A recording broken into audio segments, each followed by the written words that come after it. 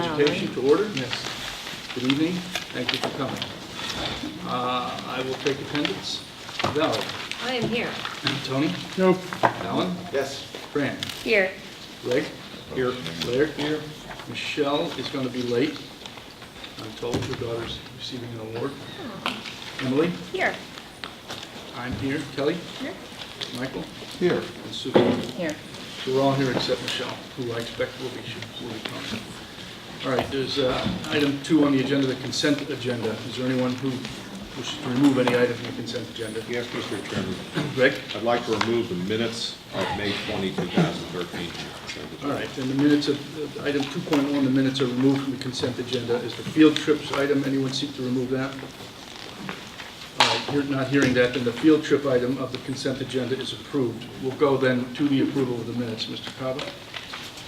I believe there's a correction necessary on page 3. These are the minutes of the May 20, 2013 meeting? Yes, May 20, 2013 meeting. Okay. Page 3 related to the vote that was taken immediately before the public comment. All right. If you recall, this was the vote where there was some confusion. What the minutes do not reflect is the fact that I had raised the point with you, which is essentially defined under Robert's Rules as a point of order as to whether or not the motion you read was the motion before us. I do recall that. And that the original motion did not mention the name of the firm. And I had raised that point, as you remember, because I was concerned that because the superintendent had raised additional items she wanted to be included in the report after the proposal had been made, we didn't know whether or not at that time that was going to be acceptable to the consultant and the price might be different. And therefore, I was raising that point because I was concerned that maybe we would be sending this out and she would be constrained to using a consultant that couldn't do what she needed for the price. And therefore, I wanted to take that out, but it didn't work that way. And you indicated that that was the motion before us, to hire that firm, and then you had your, you clarified that point, and then you had your second vote. All right, so are you moving to, for the approval of these minutes as amended by your comments? As amended by my comments, yes. Is there a second to that? Second. All right, it's moved and seconded to approve the minutes as amended by Mr. Cava's comments. Any further discussion on that? All right, I'm sorry, Kelly? I thought there was not a second vote. Mr. Cow just stated there was a second vote. There was a second vote. The second vote, the second call in hands. But he just said second vote. Well, that's what it was. We took one vote, and then whether there was a second vote. The chairman called for a second vote because of the confusion, because one person hadn't voted. And that's what Robert's Rules calls for. When there's a situation in which there's either a confusion about the motion or about the vote, or where there are where a significant number of people do not cast a vote, and on a vote that's 5-5, with 11 people present, one person not casting a vote would be significant, it determines the outcome. And the Robert's Rules calls for the chairman to conduct a second vote. That's why that vote was fully in conformance with Robert's Rules, and why, no doubt, our counsel indicated that the vote was properly taken, and it was not any legal vote or anything like that, as some have chosen to characterize it. All right, that's not the issue, though. The issue is, No, I'm just clarifying my point. That's why there was the second the vote. minutes, No, I thought it was one vote, and that's what our attorney had commented upon, was that it was one continuous vote, not two votes. So we should have this clarified. the Well, I didn't minutes, see the letter. the minutes say that, the minutes before us say a second complete vote was called for. I think all of my understanding of what Mr. Cava is trying to say is that there was some discussion before that as to why that came up. Just adding the background. Is that, do I have that right? Yes, and there were two votes, because you called for a second vote. The motion to amend the minutes as discussed by Mr. Cava, it's been seconded. Is there anything further? Yes.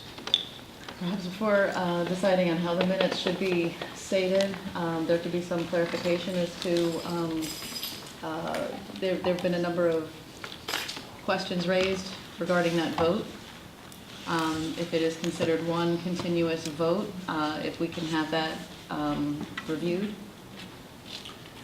All right, that's not before us. The issue before us, right, I will address that in a minute, but the issue before us right now is whether the minutes, as sought to be amended by Greg Kava, are approved by the board. That's the issue. The issue with regard to the vote, I was away, but it's my understanding, I read a communication from the superintendent to the board in which she said that she consulted with council and... This is what he said. All right. I'd rather just get to the issue of the minutes first, and then if somebody wants to raise that in new business, we can discuss that. But the issue is the minutes. Is there anything else on the motion that's been made? Alan? Well, I guess that's the point, is the clarification here, is that the minutes state there are 2 votes, and that's what Greg is happy with, although he wants to amend his comments to make it clearer. Unfortunately, Kelly raises a point that the council stated, while the process utilized by the board could have been more efficient and procedurally exact, the board properly took 1 vote on the motion in question and approved it by a 6-5 vote. So therefore, we have a discrepancy between what the council has deemed as a successful vote and what our minutes would reflect if they still reflect 2 votes. So that's the only thing. I believe that, as ugly as it was, that it was our council is the last word. So we should, if we're going to be amending the minutes, we should amend them to show that there was 1 vote and not 2. Well, there's a motion on the table that's been seconded. Are you moving to amend the motion? Yes. All right, what's your amended motion? I will leave that up to Greg, who amended the motion in the first place. You know, maybe the better solution or better course here would be for us to, I would like to know what council looked at when they made that Look at the determination. video. Look at the video. Well, the video, the video is the video, but the question is procedurally, what's his position on it? I mean, is he saying he's saying that constituted 1 vote? Right. As opposed to 2 votes? I mean, it's 1 question. There's clearly only 1 question. But the chairman had a re-vote to confirm the vote. I guess you could call that 1 vote. Well, I don't know that I disagree with that. It could be looked at either way. I think it's either 1 complete vote or it's a re-vote, and you're going to call it 2 votes. Maybe a semantical difference. I don't know if it's a procedural difference. Well, seeing as this is probably the last time anyone's going to worry about these minutes, we should probably either... Well, there's a Let them motion on the fly table or- to amend them as per Greg. That's been seconded. Is there anything further on that? All right, all those in favor of the motion to amend the minutes as stated by Mr. Carver previously, say aye. Aye. Raise your hand if you...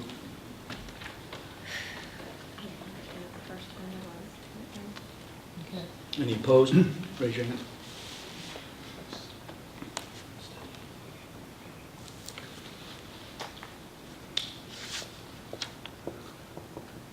Okay. Any abstain?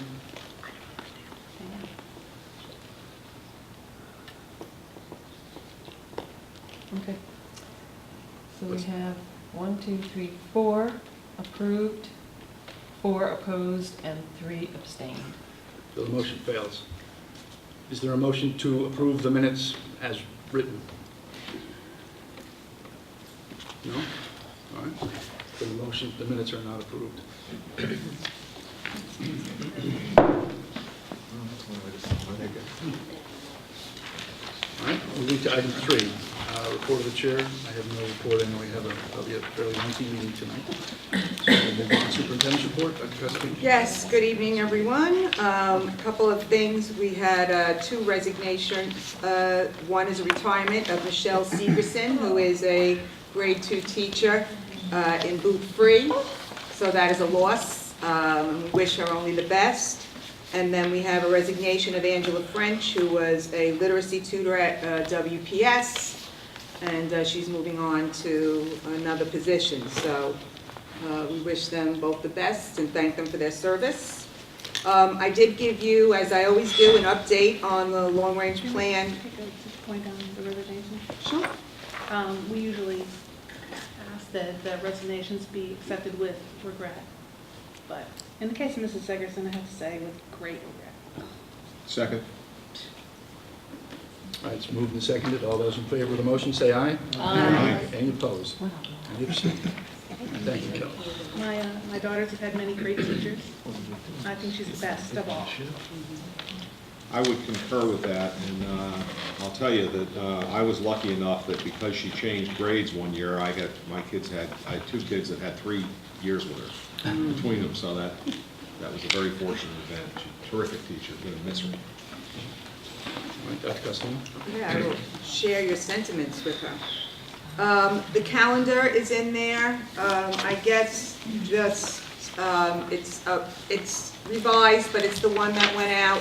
Tomorrow morning, I will be at 8:00 a.m. at Bethel High School to give a tour of Bethel High School and then cross the street for Berry Elementary School. One is renovated as new, and one is both renovated and has new additions.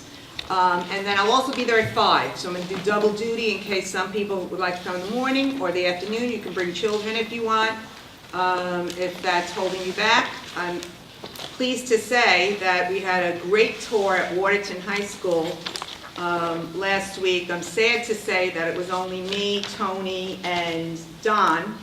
But we had a great tour. I mean, they had everyone there from Board of Finance, Board of Education, assistant principals, couple of other people. There were just a lot of, Castle Booze had probably 4 or 5 people there.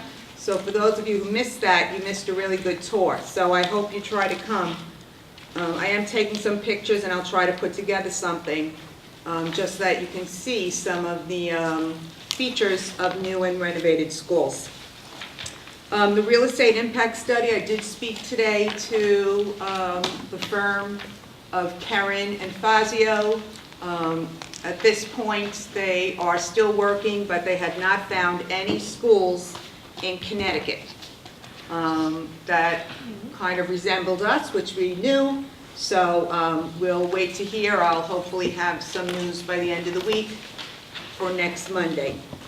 Update on the tuition survey. I had the secretaries in the main office update the tuition. It's in your packets. That's the best we can get from calling and going online. So there's no action in that area, but I wanted you to have that. And for the board summer retreat, I just want to let you know that you're going to be getting are they getting a doodle, a diddle? Doodle. A doodle from Debbie this week. I think once we get the new board in place, it would be imperative for us to meet at least once or twice this summer to work on some board goals and moving forward. So please answer as best you can so that this way we can move forward. And we do have tonight, thank you, ice and water, ice is here, and cookies. So maybe a long evening, everyone is invited to partake. Thank you very much. Okay. Any questions for the superintendent? All right, thank you. Item 5, presentation of the long-range planning goal 3 options, research options groups to present to the board. Yes, we have groups that are presenting tonight. We're going to go in order as best we can, although Michelle's not here yet, so we're going to hold off on hers. I just want to say before we start, this has been a very long process. It started long before I got here, but it started to move when I got here in the summer. Our volunteers have been working very, very hard. It has not been an easy task, but I think when you see their presentations tonight, you're going to be really pleased with the insight that they've given and the information that they're providing to the boards. So the boards have each received a packet, okay, as I set up our first person, who is status quo. Who did we decide is doing status quo? Is it Darcy? It is.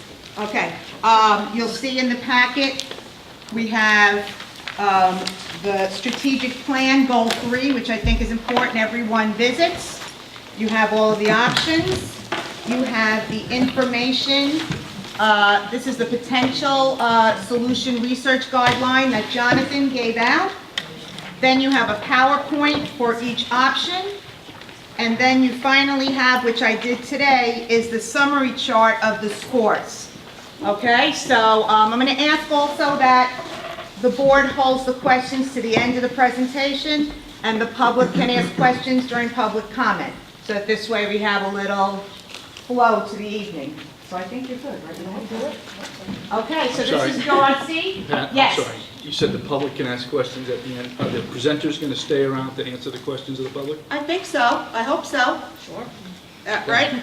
I mean, you could do That's it fine. after if you want. It's up to you, but I think they will. They've been here for many, many hours. Another hour's not going to. And there's some different people from the options. So I think there's a big enough group that somebody will be here. If not, I can always get the questions. If I can't answer them, we can get them another evening. All right, thank you. Okay, hi folks, I'm Darcy Campbell, I'm from Washington. These are the other committee members. We had several resign at some point, but when we took the numbers, just so you know, when we did most of the work as a group, we tried our best to use the numbers that we worked on as a group. Oftentimes we were running into disagreement, and we worked as a group relatively well, I would say, and averaged out the things that we couldn't come up with a cohesive number.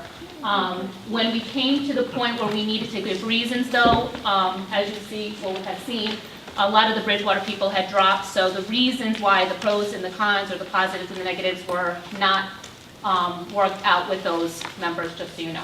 Okay, so this option started as status quo, and it studies the current configuration of the region. Our group started really struggling with the name of that, so we came up with the term current configuration, because we wanted to make sure that we were only talking about the 4 buildings themselves, because the change of population, or the projected population change, that status quo didn't really, nothing staying the same in the next 10, 20 years looking down the line. So we wanted to make sure we were only looking at keeping the 4 buildings rather than keeping, the population as is today, because that's, we couldn't work with that. So only the buildings would remain the same, including the maintenance, the budgets, and the lease agreements. And again, the scores were discussed before the resignations. So when it came down to the educational curriculum instructional alignment, we did think one of the big positives was there'd be no change in the curriculum. But the negatives were pretty vast in regards to the curriculum's not consistent among the schools, because the teachers within the 4 buildings, especially the 3 little ones, would have to meet regular to make sure that the curriculum was being talked about and shared the same way. Instruction is not equal if the class sizes vary, and as we can see as it is now and into the future, that some classes are relatively large for a small district and some are extremely small, and that can be positive and negative in regards to the small classes will get more one-to-one instruction, which is unfair to the larger classes, and vice versa. The larger classes have a better interaction, and have more of a community sense where they have a lot of opinions and can talk amongst themselves. So we scored this about a 2 when we were talking as a group. Classroom arrangement and balance. We actually, when we were talking about the positives, really could not come up with one. The negatives, that we have a lot of inequity as it is right now, and we see that growing as the population decreases. School to school, class size to class size, boys to girls, special ed ratio within the buildings, within the classes. When you only have a small group of children, you don't have a lot of flexibility in regards to arrangement. You don't want one little boy in a classroom of 4 with 3 little girls for K through 5 or even K through 3. It's just not an equitable education. And keeping the current configuration will only increase with the inequity as the years go. So we gave that a score of 1. Equal opportunity, again, we could not think of positives. Inequitable now and will continue to be. In regards to the buildings, if you look, some have AC, some don't. Some have fantastic gyms, some don't. They're sharing lunchrooms and art rooms, or don't have art rooms. Some have stages, some don't. So the inequity in the experience that all these students are having is unfair, and is going to remain unfair if we keep all 4 buildings, lunch programs, PTO enhancements, etc. Those are just some examples, so we gave this a score of 1.5. Flexibility and adaptability, you're going to kind of see a pattern here. The current configuration is not flexible. lack of student groupings and reorganization.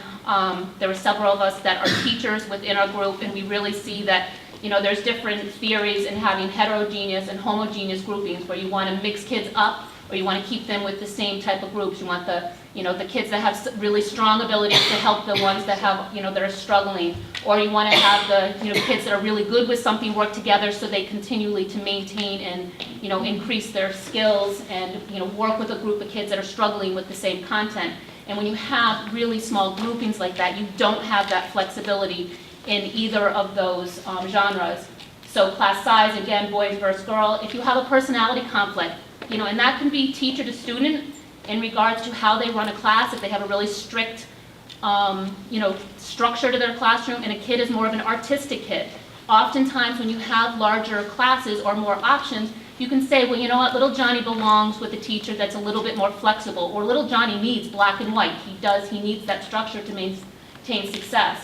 And when you have such small opportunities to put kids in classes, you're not giving them the best educational experience that they could absolutely have. So we gave this a score of 1.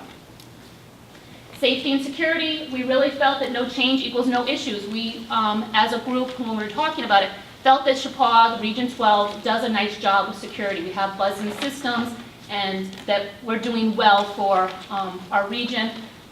The negatives, that the facilities are aging, though, in regards to not safety, like, you know, the things in the, you know, near past, but the facilities themselves, there may be safety issues with stairs, and I know we're talking about some of those bubble, you know, on the walkways aren't as great as they could with traction. And then the new technologies, that some schools are so advanced with the systems of buzzing in. I know larger districts have, you know, little houses at the end of the driveway that they have to get the people before they even get onto the campus. So that's something with the way these schools are right now that we don't have. So we gave this kind of an average score of 2. Fiscal, the time requirement for this option, we had, this was a great positive for this one, no change, no impact.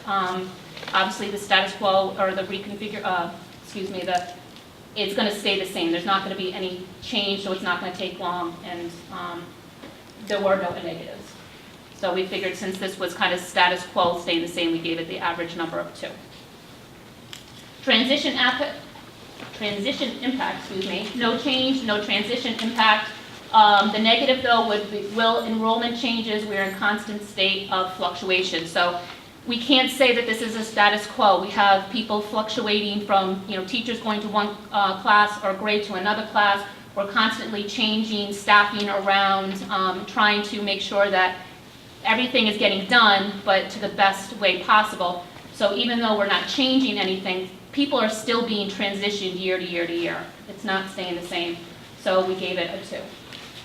Management and movement, a positive. The students wouldn't be moved, so they wouldn't have that transition in regards to moving. The negatives, though, again, like I just said, if the past few years are evidence to anything that's going to happen in the future, we're moving staff all the time to make sure that things are being covered, but we're also not having, you know, teachers that have nothing or any students to teach. So building to building, grade to grade. There'll be less classes and students at each school, and possibly combining of classes. And that didn't go over well when people talked about multi-age grouping, so we considered that as a negative. So we gave that a 2. Transportation impact, again, I thought was a positive, that things are going relatively well. We thought with the busing, so no impact, no change.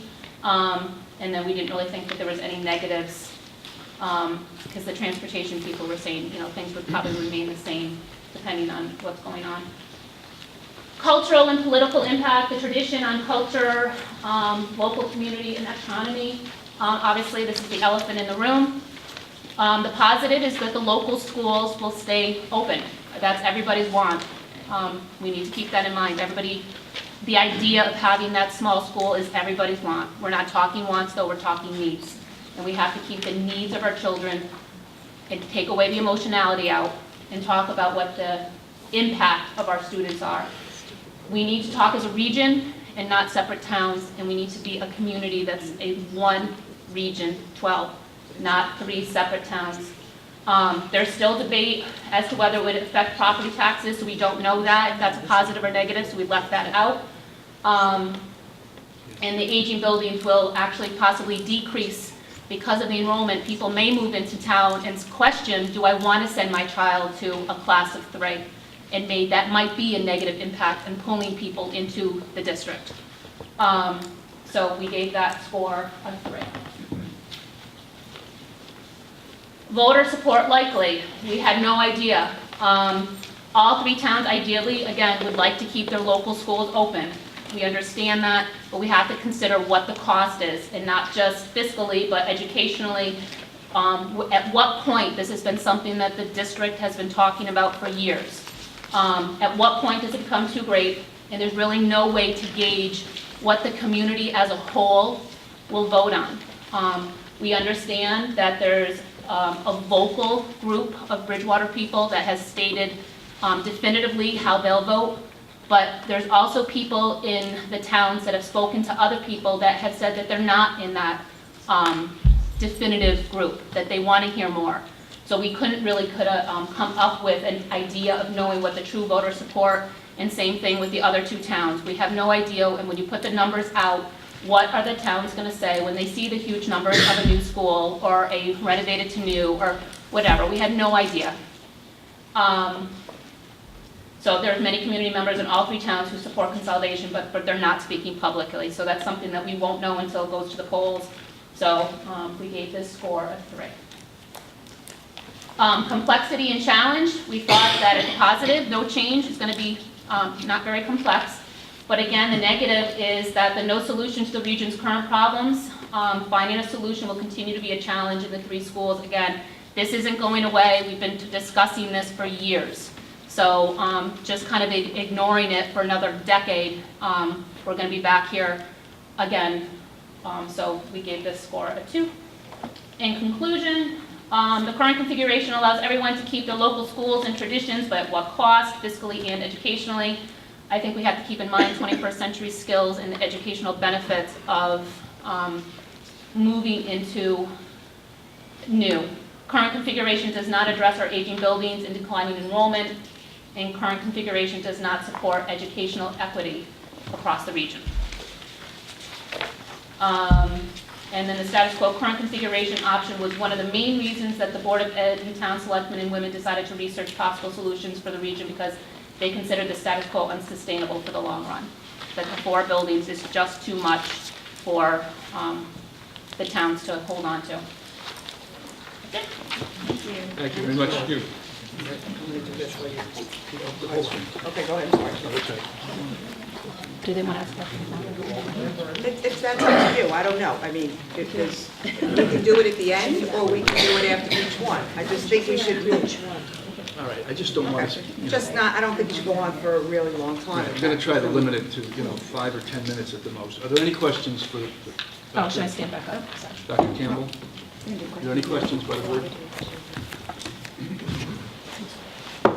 Susan? Yes, Darcy, did your group find any research that indicates the consolidation of elementary schools actually enhances the educational outcome, or actually decreases the per pupil expenditure? Well, I think the numbers fiscally, I don't think we specifically looked at numbers, but common sense would tell you the more the numbers in a classroom, I mean, obviously you're going to less per pupil per teacher. And then, I don't know if we did any research in regards to the equity, but I mean, I think we can look at all the schools and look at the inequity in regards to what some students have and what students don't have, the have and have nots. I think we can look at the numbers, and again, as a teacher for 20 years, absolutely, we talked about it in our group in great lengths, the difference between educating 4 kids in a classroom and educating 20 kids in a classroom. It's inequitable. I'm asking a loaded question because I have found research that indicates it really doesn't bring down the per pupil expenditure, and nor does Susan? it. You have a question? Well, that was my She my answered initial your question. question. So It was loaded. that's Can I just step in? there's a lot of presumptions going on in There's a- some of the positives well, there's and a- negatives. We didn't even talk about this. There's a lot of, let me just go back a second, maybe it's, I'll apologize for not giving an overview of what the responsibilities of the groups were to be. Jonathan Costa put together potential research questions, and you have them in front of you. And each group was to work on those questions. They were not to go out and research and find this information. They were to do it based on their knowledge of our schools, based on our knowledge of their experiences, etc., to give the Board of Education input from the community's point of view on each option. Next week, Anthony Amato will give a presentation on the economic outlooks of each option.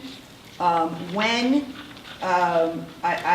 asked that you try to limit your questions to the things that the committees were asked to do.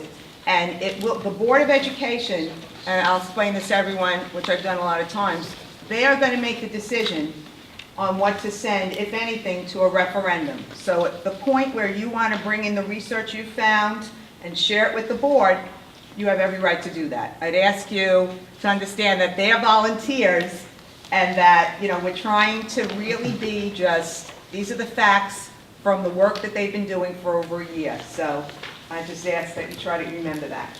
Valerie? No, Kelly had hers up first, then. Oh, I'm sorry. Kelly? I find it interesting that you found no positives on either classroom arrangement and balance, and flexibility and adaptability, and equality of opportunity. Because I think that we could probably import a teacher or administrator from a district that had classrooms of the size of 25, 30 students, and they could tell you that you have an ideal I don't doubt, and I don't Blessing think the a small group doubted the numbers if they're small, but we're talking equity. And it's not an equitable situation, so that's not a positive when you have one class, and thus what we're saying is you have one class in one school and another class, same exact class, in another school that has 25 and another class that has 5 is inequitable. In no way is there a positive there in regards to the equity of an education, that one class is getting a 5-to-1 ratio and another class is getting a 20-to-1 ratio. Well, it depends. Classroom arrangement and balance, in a small school with small classes, you could realign it according to ability or interest in class. You could have your 3s, 4s, 5s together in math. If they But were we at that discussed, level. and that was something that we discussed, but I mean, a year ago or so, I think there was discussion of multi-age groupings and that. Well, a lot of the things that we're talking about in this process are things that have been reviewed, as you said, for Right, 10 and years. we were just talking status quo. We weren't talking new and generating new ideas. And what we were talking about is the current configuration, which is not multi-age grouping.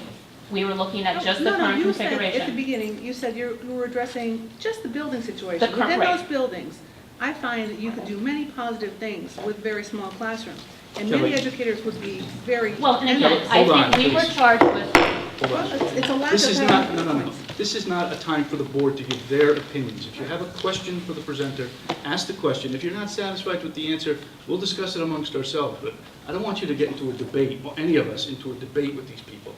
They're here as volunteers to present the information. If you have a question, ask them a question, but please don't get into a debate with them. I didn't know that I was going to get a response, I was just making an observation. Where is the individual delivery of education via technology in this? I think that's another benefit of a small classroom. are you looking for a response this time? No, I mean, I just think that things were missed that are real positives, that just didn't, to have no positives, no positives, no positives on small class size is simply untenable as in believability, because other administrators and teachers would not say that small class sizes. And that's not what we're talking, we're No talking positive. about the equitable education in all of the 3 schools. That absolutely a teacher would at times love to have a class size of 10. I think that'd be fantastic. But when you have another school system in the region, which I would hope as board members, you would want to protect all of our children equally, because I'm offended if that's not the case and you're just worried about specific towns. As a mom of a kid in another school that's not your town, I would hope that you're looking to protect all our children Well, and only not one- just certain Only one children. of these that I brought up that says no positives, says equality of opportunity, but I would say with new technology and the way education is now being delivered, our board motto or whatever, our mission statement states that we are supposed to educate every child to the best of their ability. That means that it's what happens within the child and how we deliver education to that child, and it perhaps with individualized instruction. With new technology, we're going towards that with small classrooms rather than away.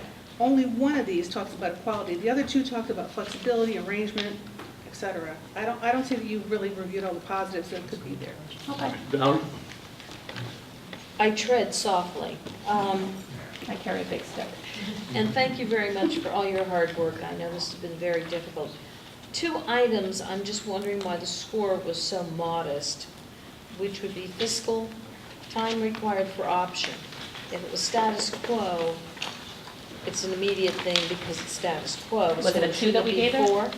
2. We felt that because of status quo in the directions, 2 was the happy median, that there wasn't a positive, wasn't a negative, it was status quo. And again, we used, when everybody was together, that was the average, and we discussed it. So a lot of the numbers that are just 2s is because we didn't really think that it was, it said higher is better and lower is, worse or whatever. We felt a 2 was just, it was a no, basically. And then the same question about logistics transition impact, because I would assume that the thing that is going for this option is, we're here, there is no change, it can be done like that, and the same thing with transition impact, we're doing it. And was it a 2 So that I we gave would her? probably have suggested you do a 4 for those 2. Well, But the I other side, understand. I'm on the committee as well, and it's balanced by the fact that you have to, if you keep the status quo option, you have continual fluctuation happening. Every time, a grade shifts, you might have a teacher shift, or you might have that's what's been happening the last couple of years, is what we talked about. Every time we lose a teacher, everybody has to shift the staff. So we were saying, yes, that was a positive, and then that equals the negative, so it I see. made it Okay. could be losing Thank you. staff. All right. And Michael? Just a question on your last slide, the conclusions. Okay. I was wondering if your group had a specific memo or a letter from the 3 towns' first selectmen and women, just saying what their goals were, or what the fact that they reject Not that I'm the aware of. concept of all 3 towns having schools in their towns. Right, no. You're not, so No, that, I was not, I don't know if, That comes from the long-range plan, group number 3. Number 3 in your thing, where they hired Jonathan Costa and started this program because they said to me, and they said to the board, that the current status quo is unsustainable. They cannot continue to do this. So that's Right. where that comes from. and perhaps I'm splitting hairs here, but I think it's an important point. What I think they were saying was that the idea of doing nothing to address either the problem of declining enrollment or escalating costs was unacceptable. right, and that's, Not specifically that the current configuration is untenable, that they reject the current configuration and therefore they reject status quo, all 3 of them. I haven't heard that, and I haven't seen that in a document. If you feel that Well, I that think is if you have the true, document in front of you, it's in your packet. that to me doesn't say that. But, Okay. I mean, I think, I don't want to put words in someone's mouth, and I feel like if that's what they're saying, they should be happy to put it in writing, all 3 of them. If they're not saying that, I think we need to clarify that. Right. Any other Well, the questions? Thank you. Can I No? just- I'm not going to allow questions from the audience. Thank It's just you. going to be too long. We've got to move on. I'd just like- There'll be time for public comment. Yeah. I'd just like to say a couple of things before we continue. This has been a very long, arduous process that only some of us on the board have lived through. It was very hard for many of the committees to come to an agreement on a number, to come to an agreement on what they should list as evidence. So and they are volunteers who have given up their time because the Board of Education has started a process to deal with Long Range Plan 3. I just think we have to, as a board, I'll include myself, remember that people are not used to always standing up in front of everyone. They're not lawyers. They're not people who, are getting paid for this. They're here to do a service for us in the community, and we need to treat them as such, because if we're going to be a district that encourages people to participate, well, we have to treat them in a respectful way so that they don't go out and tell people, oh my gosh, I'll never do that again. Plus the fact that, hello world, we're on TV, okay? And on YouTube. So I just think, as the teacher in me and as the instructional leader, let's just try to remember that. You, in 2 weeks, this is all in your hands, and you can argue amongst yourself all night long, okay? But these people are here because they had a job to do. It's not perfect. I'm never going to tell you it's perfect. But everyone had an opportunity to participate. If you didn't, well, what can I say? These people did. So that's just what I'm saying, and I want to, again, thank you for doing a great job, because there are many of you out here. The other thing I want to bring to the attention of the board, you don't have it in this form, but you have, I cut out all the little pieces. Jonathan gave us this. It's called a Potential Solution Research Guidance Form. It's in your packet, and it explains what the parameters were for every one of their decisions. So just for an example, to go through the classroom arrangements and balance, it says, with very small numbers in some classes in some schools and larger numbers in others, a student's experience within the region can vary. The goal is to have as many children as possible to have the same high-quality experience in the region. How will the arrangement you are studying improve the ability of the district to offer consistent class sizes among and between classes for all students across the district? So that was their job in that piece. Technology may not be here as much as it should be, that could be, but this is what they were supposed to do. So I just bring that to your attention, so if you look at that with questions, that may help. 2A and 2C worked together, and Michelle Gora was the leader, and she is at the middle school dinner, so she's going to be late. We're going to move her to the end. So we are going to have 2B, which I think Pete Tagley and Barbara Stern are. Was it just Pete or and Barbara? Yeah, we're both here. Okay, good. Come on up. Do you know how to do this? You just press this arrow here. Oh, I don't know technology. I know. Do you know how to do this? Do you want me to stand here?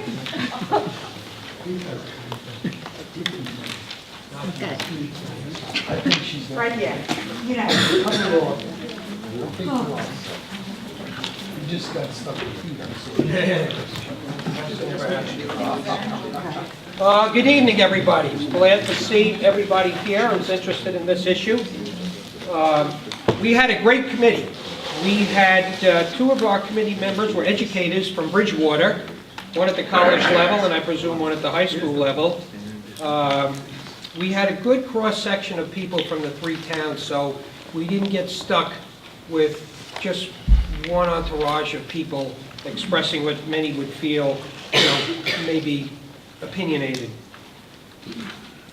And we worked very well on this issue. This is an important issue. I was a former 10-year board member, been re-elected to the Board of Education, and I'm happy the superintendent decided to put this forum up. I think it's good and positive. We did not do this in 85, 86, and 87 when we had the first go-round with what to do with the primary schools. So, do you want to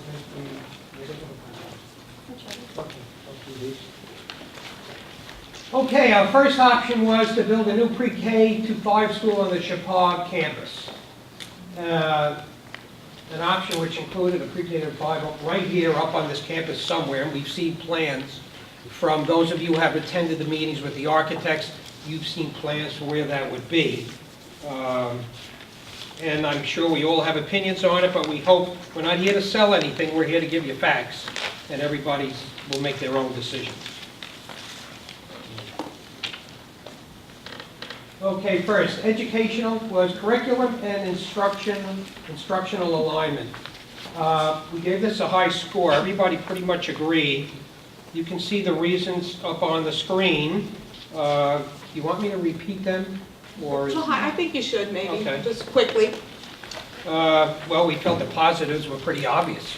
All of the teachers would be in one structure, and they would be able to converse with one another on all the various issues they're confronted with on a daily, weekly, monthly, yearly basis. We'd have one principal to align the curriculum and to handle all the problems.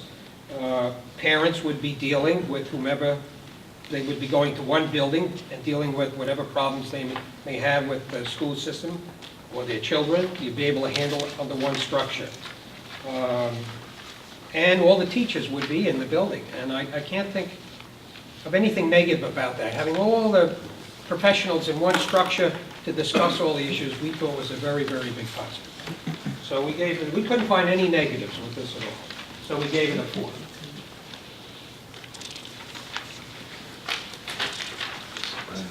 The next item on our agenda was classroom arrangement and balance. We found a lot of positives. Right now, as you all know, we don't have class balance. We know that in the next 5 to 10 years, students are going to be bused between all of the schools. We're not sure who's going to be bused, to what school. We have no idea because we don't know. We know some of the populations for next year, the class configurations, but in general, what's happening is the towns are not growing. Washington is the only town with affordable housing. The other towns don't have affordable housing. The state is not growing. It has the highest unemployment rate in the country. So we're not growing as a state, and that's impacting people coming to live in these towns. And we see that in our student population. So we felt that it would be much easier for teachers and administrators to balance their classrooms under one structure. And we would get a better gender balance. I can tell you from experience right now, people have already left one of the primary schools because of a gender imbalance. And I'll tell you who it is, what it is, but he removed all his children from one of the primary schools because of gender imbalance. And that's something that many parents will be facing over the next 5 or 10 years. Unless you can grow the population, you're going to have gender imbalance. And to many people, that will have a big impact on whether they allow their children to stay in that school or bus them to another school. So you're going to be faced with this issue for quite a long time. So we felt that by having one structure, it would reduce the necessity to deal with these issues.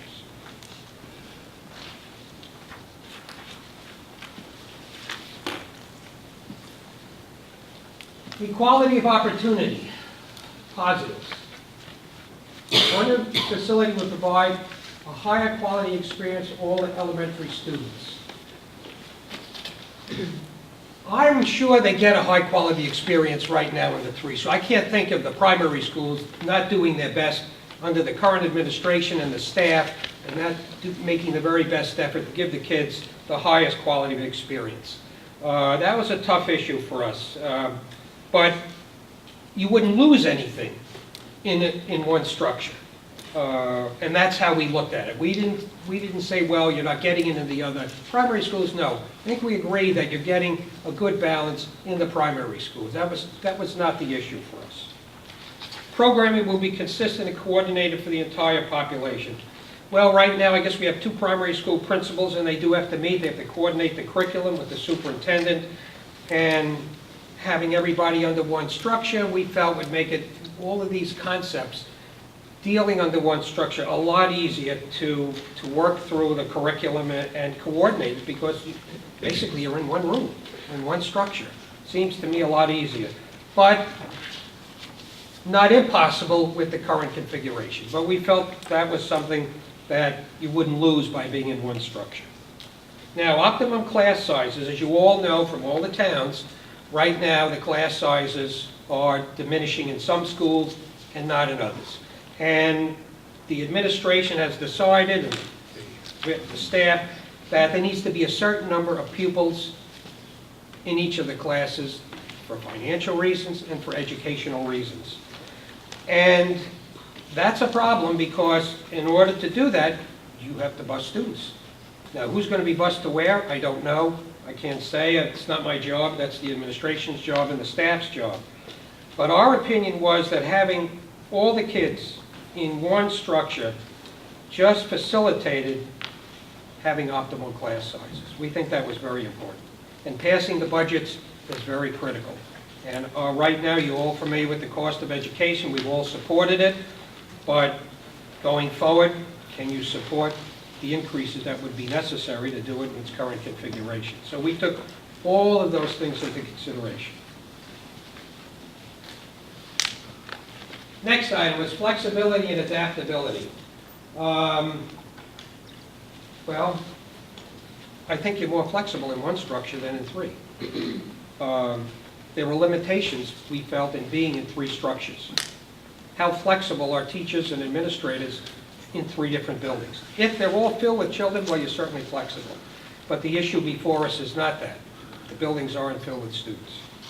So we felt that since all the elementary students would attend the same school, the staff would have flexibility, particularly with gender. That's an issue for many parents, gender.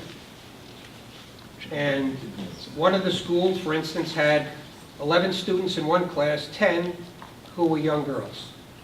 It did not sit well with the father who had his son in that class. That was a problem for him.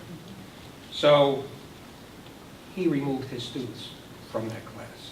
And this is what the staff is being faced with every year. How do they handle it? How are they going to handle it? Well, in one building, it's pretty simple. And you can move kids around and try to balance your classroom in gender and what other situations may arise. Because in our classrooms are kids from all levels. You have handicapped kids in the class, you're teaching kids with all skills. So you need flexibility, and that comes being in one classroom, one structure. That's how we felt about it. Having all the Region 12 students on one campus will enable student mentoring, tutoring opportunities. I'm not sure exactly how it's done right now as far as tutoring goes. I don't remember when I was on the board how we tutored and mentored the kids in all three buildings. I'm not sure how the staff goes about that. But I presume it requires certainly a staff member or staff members to be going around to the three buildings. Travel was a big issue. When I was elected to the board in '85, we had one principal for three primary schools. After about 2 years, we changed that, and Dick Hoffman was the principal of all three buildings. We put in a second principal to help facilitate a principal from traveling to all three buildings. So that worked. It worked very well. But having everybody under one roof, I think, helps, particularly in mentoring and tutoring, because you have collaboration of the staff with the principals, and we felt that was a big positive. And one negative on this is that this option does not address anything for the middle high school students. So there's no additional flexibility or adaptability, but they could participate in mentoring or tutoring opportunities of the younger children if everything was here on one campus. The next issue is safety and security. We had a big discussion on that because some of us felt that being in one structure, you're safer than being in three structures, and some people felt, well, if you're in three structures and something happened that would, in one structure, everybody could be severely hurt, whereas if you're in three structures, chances of something happening in three structures were less likely to happen. And we discussed that, so we gave it a score of 3. What's that? We gave it a score of 3, but it was up for discussion, and I don't know really how you can address that. The more you spread out the population, in essence, the less of the chance something could happen to everybody. When you put everybody, take this room, for instance, right now. If something happened, a fire broke out, well, everybody could be hurt. If we had 3 different rooms right now, the chances of everybody being hurt would be less. So that was an issue that we discussed for quite a while. And I'm not sure that how you would handle that. We felt that being under one building was still a positive because you could handle an incident a lot easier than coordinating something that would happen in the 3 buildings.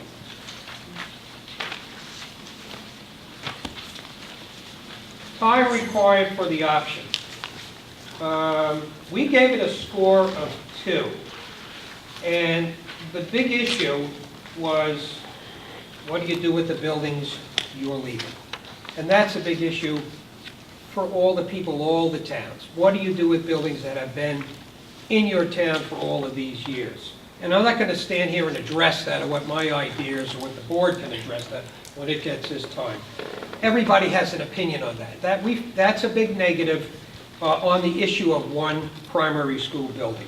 And that's an issue that each of the towns is going to have to decide amongst itself how they feel about that issue. The board will hold forums at some point this year in all of the 3 towns to get all of your opinions on that. But we gave it a 2 because we felt, to be quite honest, that we don't know what everybody's thinking. I don't know what everybody's thinking. I knew 10 years, I knew in 1986, 87 what everybody thought. We renovated the buildings, and that's what we did because everybody stood up and said, in the auditorium here, we had 500 or 600 people, and they said, this is what we want, come hell or high water. And that's the way it was, and we honored that as board members and didn't fight it. And today, you have the 3 primary schools. It will take a couple of years to build a new primary school.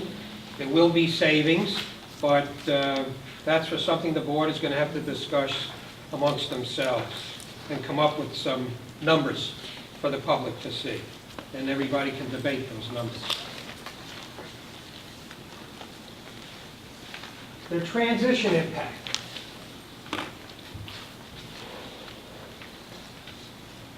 Okay, the transition impact. In other words, transitioning from 3 primary schools to 1 primary school. Well, we didn't find any negatives because you wouldn't move into the new primary school until it was finished. So everybody would be in the 3 buildings until they were ready to leave. So we thought that was pretty simple. Once the building is complete, I presume the Board of Ed and its administrators would have some kind of transitioning plan as to how to handle moving students who are currently in 3 buildings into 1 building. Even though they come together in the 6th grade, the staff and its administration would have to come up with a plan for handling everyone going into a new building. We didn't find that negative. We gave it a 3, we didn't give it a 4. There were many times during our discussions with everybody in our committee that we didn't stick our feet in cement. We realized that everybody had different opinions, everybody had different ideas, and we tried to reach compromises wherever we could with the general trend of what everybody was thinking.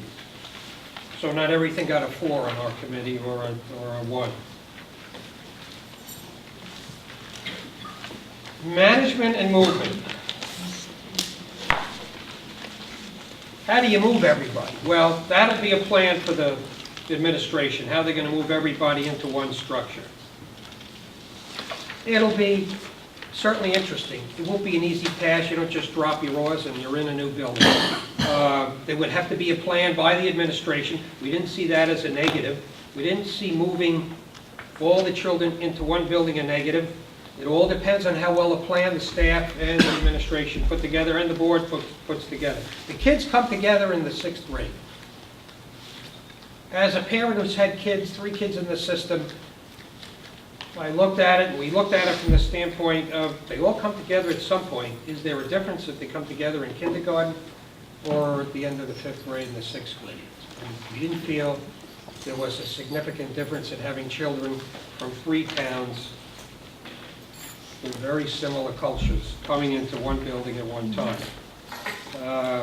Okay, keep it moving, Pete. Okay, I'm moving. We're, got a lot to do. Okay, the transportation impact. Never has the Board of Ed ever denied to fix a problem when it came to transportation. We dealt with the issue of rides. The busing company came, Geeson brought the busing company in, went through the whole issue of busing students. And some of the bus routes would certainly have to be altered. You would not have the same bus routes. Things would change. But from all my experience on the Board of Ed, if there was a problem or a parent had a problem in the transportation of their son or daughter, the board never not accommodated whatever it took to keep a certain busing route, a certain time frame to get the kids to school in a certain amount of minutes. And I don't think it'll be any different than today. So you will have some new bus routes. The bus company explained that, but the bus company also explained that there would be no significant change in the amount of time that kids would be on the bus. Now, Let Barbara do the rest. Let Barbara speak. I get the easy slide. Yeah, come on, Barbara, you're standing there, you think you're Vanna White? Let's go.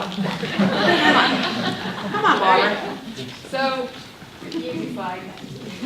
Cultural and political impact, no changes for the middle high school students. Children from all 3 towns will be able to socialize earlier. Many of them are now playing on combined rec leagues, so this is another opportunity for them to get together, form a cohesive group. New traditions and a blend of the traditions from the current schools could make the students bond together, and the teachers, administrators, and parents could work together to form, again, a cohesive group. And we'd be looking at the elementary school from a regional perspective as opposed to a town-by-town perspective. On the negative side, there are traditions at the 3 elementary schools that would be disrupted. Again, the towns would need to repurpose the buildings. Not all residents, as we know, will agree with this option. And some people do view the schools in the individual towns as the hub of the town. That would be eliminated. But as someone said, we're talking about education. So. Voter support. Again, we don't know how the voters will vote. It is the least expensive option for a new build. The voters who would like to see the children in a new building and like the educational facilities improved would likely vote for this. Parents with children in the elementary schools who like the small town feel of the individual schools may not support this option. Complexities. For the middle high school, there's no change for students, parents, or staff.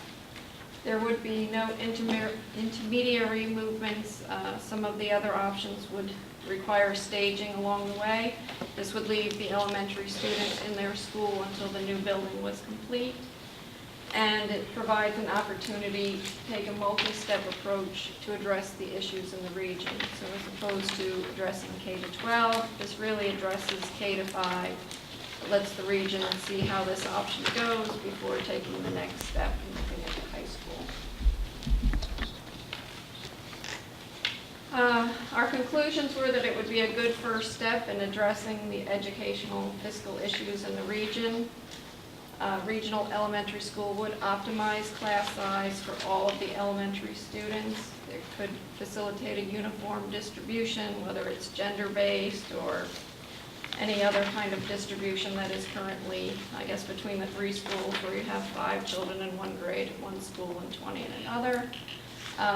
Students would be able to move between classrooms. They'd be able to combine to do group or team events, and that would help them learn broader topics, and all the children in the region would be on one campus, and we felt that would also be beneficial.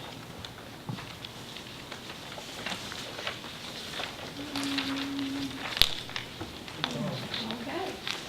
Building a new pre-K to 5 allows the region, again, to take the first step of consolidation, allows the region to add onto the new building in the future if it should be decided that further consolidation, 6 to 12, is required. So we felt it gives a lot of flexibility for the future of the region. All right, thank you very much. Are there any questions by the board for Peter or Barbara? Kelly? Yeah, again, I'm a little concerned that some of the bedrock assumptions are stated here as givens when I would disagree with them. For example, under fiscal, negative, existing elementary buildings will need to be repurposed. I think we really need to take away that question mark, and I've asked in a previous meeting that the current school buildings be assessed as far as their commercial values go, because I think some towns stand to be in possession of multi-million-dollar real estate assets after a school is closed, and some towns might have very expensive problems repurposing those buildings, so they might be very expensive. So I think we should take away that question mark, but I don't think it's a negative for some towns that those buildings are going to be repurposed. I think that's some of the inequity about some of these proposals that needs to be addressed directly and talked about honestly. The second thing is, it's just stated, savings will begin once the building is complete. I'm not convinced there are savings. I think that's still to be proven. I'm very concerned about spending multi-millions of dollars on a major building project. I don't know that we're going to really achieve savings from that, either one new school or a consolidated middle, high, elementary new school. I think that's not a given, and I don't think we can say it's going to begin. It may not. You'll get that information from Anthony But on Monday. my problem is that some of the assumptions within these studies are We were making looking at it conclusions. from a staff perspective, where now you have 2 principals, you would need 1 principal. But we just consolidated the middle high school here, and we've seen very little reduction of our administration, and people who are leaving the system are being replaced. I think the savings port is not given. All I right, think Kelly, it needs to be proven. I'm going to ask you again, if you have a question for the people, when we get together, you can debate this with us, and before the board decides what to do, we will debate this.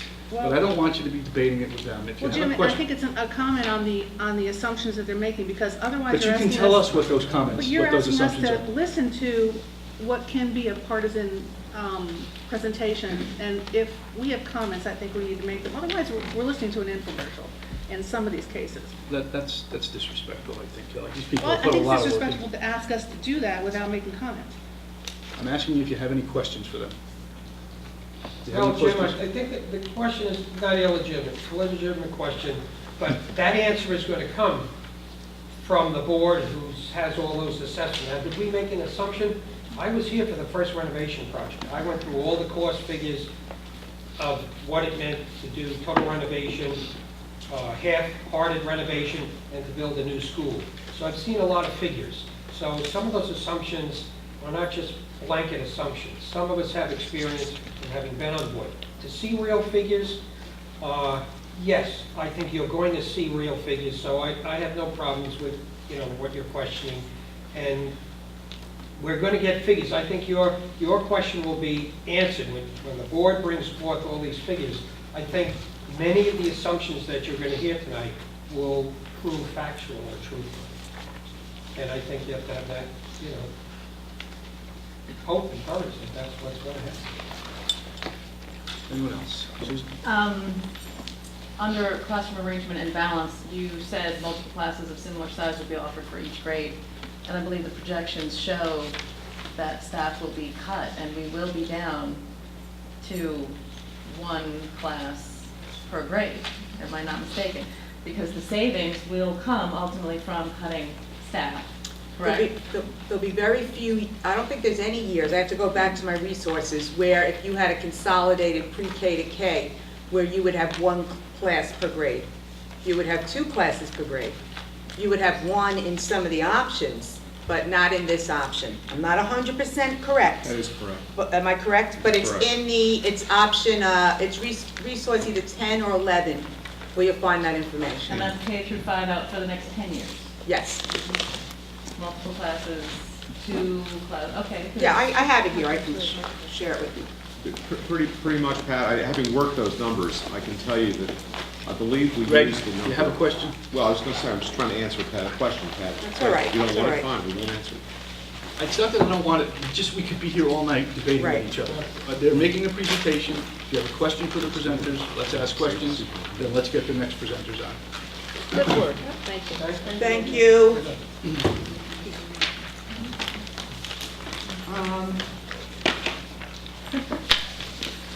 Thank you, folks. Okay, Michelle is here. Michelle's group did 2 options. She did 2A and 2C because they were so closely aligned. So Michelle, come on up. Thank you for leaving your daughter's dinner early to join us. Okay, she's doing 2A, renovate the current building for pre-K to 12, and then, or build a brand-new pre-K to 12 building. Okay? All right. First, I just want to start with our committee members. This is a list of the 12 committee members. Sorry, you read that last one very well.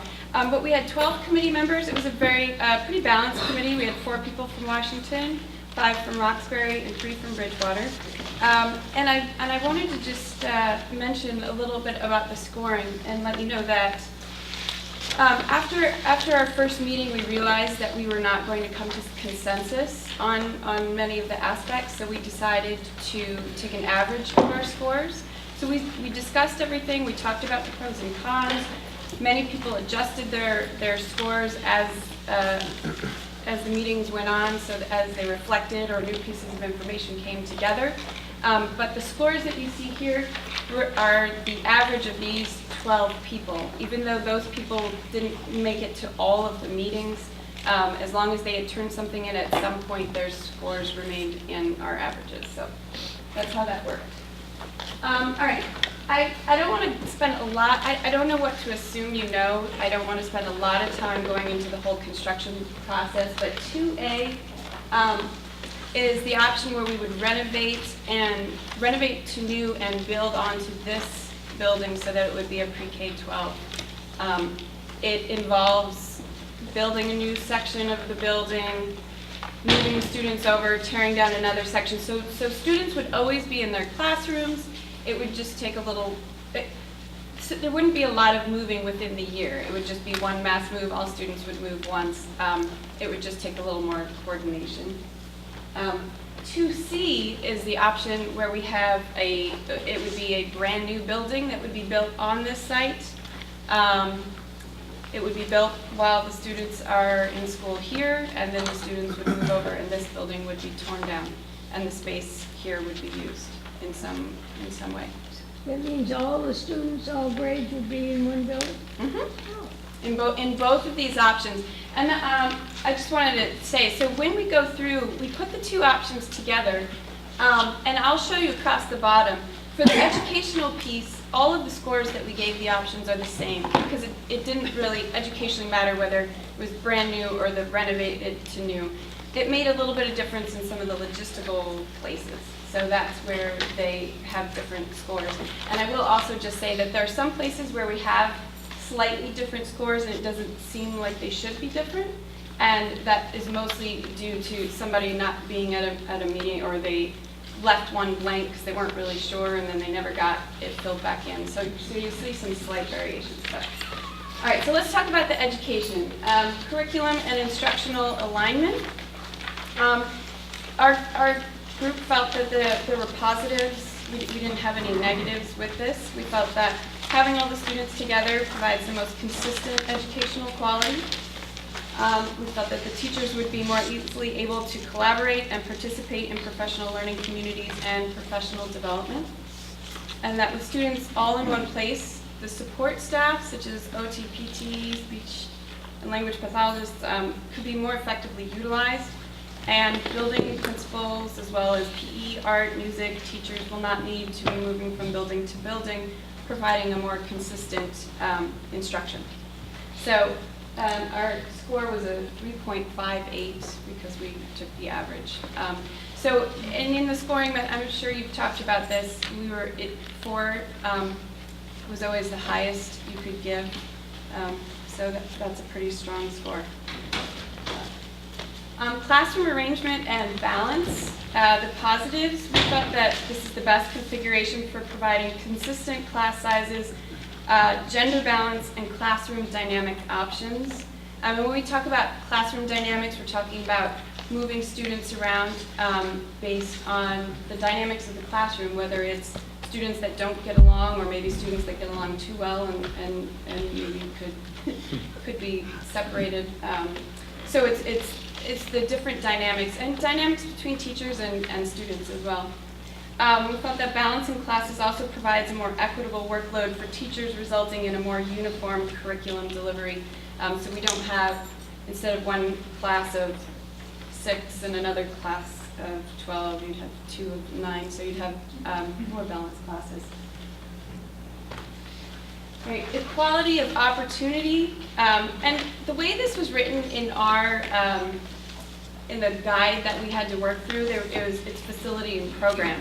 So the positives of having all the children together provides the best configuration for consistent quality of facilities and programming, including but not limited to technology, gym, kitchens, art, music, etc. So the students, all of the elementary students would have the same experience.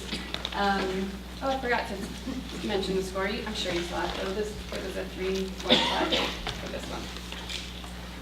Flexibility and adaptability. This was assignments and structures. It's very similar to the classroom structure. Positives, we felt this arrangement could best respond to fluctuations in population for balancing numbers, gender, and dynamics again.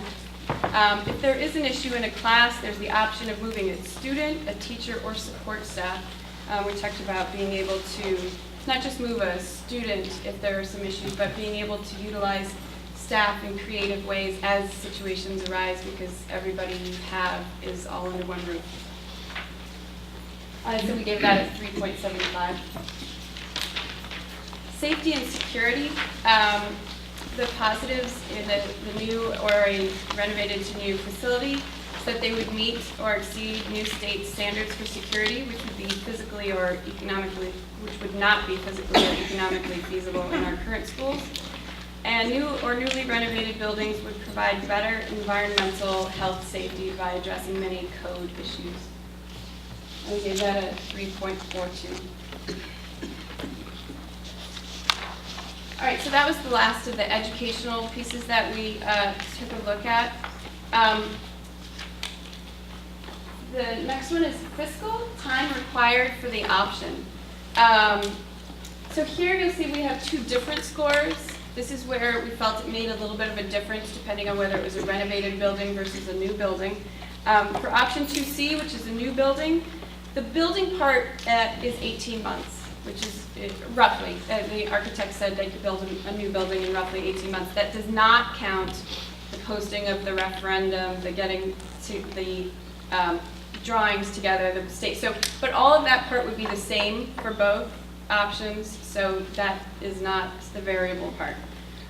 For option 2A, the renovated building, that they would say that the architect said that would take 2 school years and probably 3 summers, so it would take longer. All the students move once, but at 2 different times, so there are 2 different moves. No student moves twice, but they're moving in different stages. So for the new building, we gave that a 2, which is a pretty neutral kind of score, and for 2C, we gave it a 3, which is more positive. For logistics, transition impact, we really struggled with this as a group, trying to figure out exactly whose transition we were talking about. So we have some positives and negatives. We felt that there's really no planning on the part of the students. The students show up to their building wherever that may be, and so it's not difficult for the students. But part of the way it was worded, what we were evaluating was the staff as well. And so construction would take planning time in the central office administration. We'll need to spend some time planning and implementing curriculum change. So there's definitely some transition impact, bringing curriculum together, coordinating the building, and all of that stuff. So we gave it a 2.82 and a 3, which are virtually the same. Slightly positive. I didn't feel that it was overwhelming transition, but there would be some work to do and some impact. For management and movement, this was also another one that we struggled with a little bit. In the question, it talked about the displacement and relocation of people.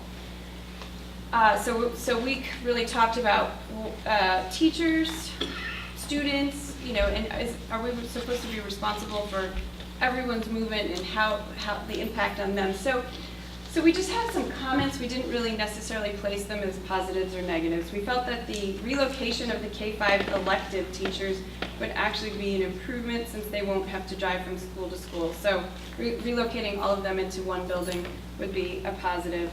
With all the staff in one building, there would be less movement year to year to adjust for enrollment. So that happens with the elementary teachers as things fluctuate, the staff is shuffled around. There would be a reduction of staff. There would be less staff required in this option, so they would be displaced. That would result in a cost savings to the region, so we didn't necessarily see that as a negative, but it is definitely an impact. The children would relocate once, so there'd be very little impact for them. They would come to their new school once. Right? Am I right? This would require building a new school, wouldn't it?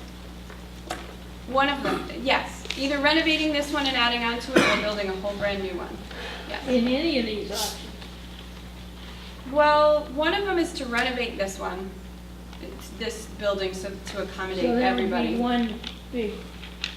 It'd be one big building, yes, yeah. All right, transportation impact, just as the group before us said, that we've been told by the bus company that the total bus time can be kept to the similar times, while some students will ride for shorter times, others would ride for longer, but no one would have a significantly longer ride. So our scores of 2.41 and 2.5, which are similar, should be the same because they're coming to the same place, but that was one of those logistical things. Shows that it's sort of a neutral, barely on the positive side of neutral, because it's pretty similar and not a huge change. All right, cultural and political impact. This is also really difficult. Our group spent a lot of time sort of talking about and debating these different aspects. And you'll see that I also on this one don't have positives and negatives. They're just sort of comments that we put out there. So we felt that Chippewa is already a tradition in this region. So coming up to this campus in elementary school is less of a change than tuitioning out all of the students. And I think I mentioned that twice. When we were struggling with this, how to score these, Jonathan sort of helped us with looking at what you're used to and what the most, I don't want to say radical, but the most different thing. So we felt that tuitioning out all the students would be the most different, and this was not nearly as different as that is. So that was sort of our benchmark as to something that would have a huge impact on the tradition. There will be disruption and change with these options, but it will be temporary and manageable. And the elementary schools being vacated is seen as a negative by some and an opportunity by others. So our scores of 2.4 and 2.69 sort of reflect that it's just slightly more positive than neutral, that we felt that there would be impact. Some people felt it would be more negative than others. So it's a slightly positive score. Voter support. We feel that support is based on a personal value judgment weighing the financial, cultural, and educational impacts against each other, and that we did not feel we could predict how people will make that judgment without the financial piece. So a 2 and a 1.91 is a very neutral take on the voter support. We kind of felt without that financial piece, we weren't really sure if people would support this option or not. Complexity and challenge. The way this was described in the worksheet that was given to us said, how far from the norm is this configuration? It's another one that we sort of struggled with. It seems sort of nebulous, but one thing that that was a comment that was thrown at us, and we felt that everyone's norm and expectation depends on your experience and what you're used to, which also doesn't seem to clarify things. But the example we use is, for example, if you have having all the students at Chippewa may seem far from the norm for parents of elementary students, but close to the norm for parents of middle school, high school students. It is not as far from the norm as tuitioning out all students.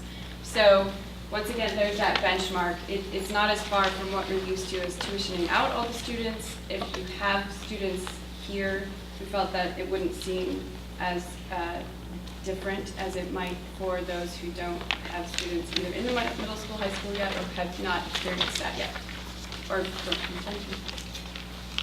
So the scores of 1.95 and 2.13 show that that's also a rather neutral score, which reflects an average of all. So some felt that it was positive, some felt it was negative, and it averaged pretty neutral.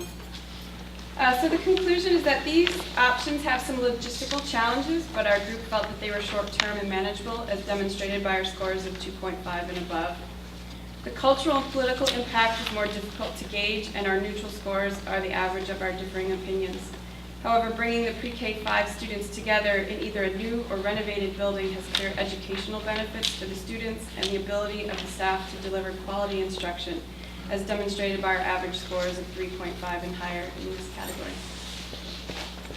All right, thank you, Michelle. Valerie? Thanks, Michelle. A couple of things.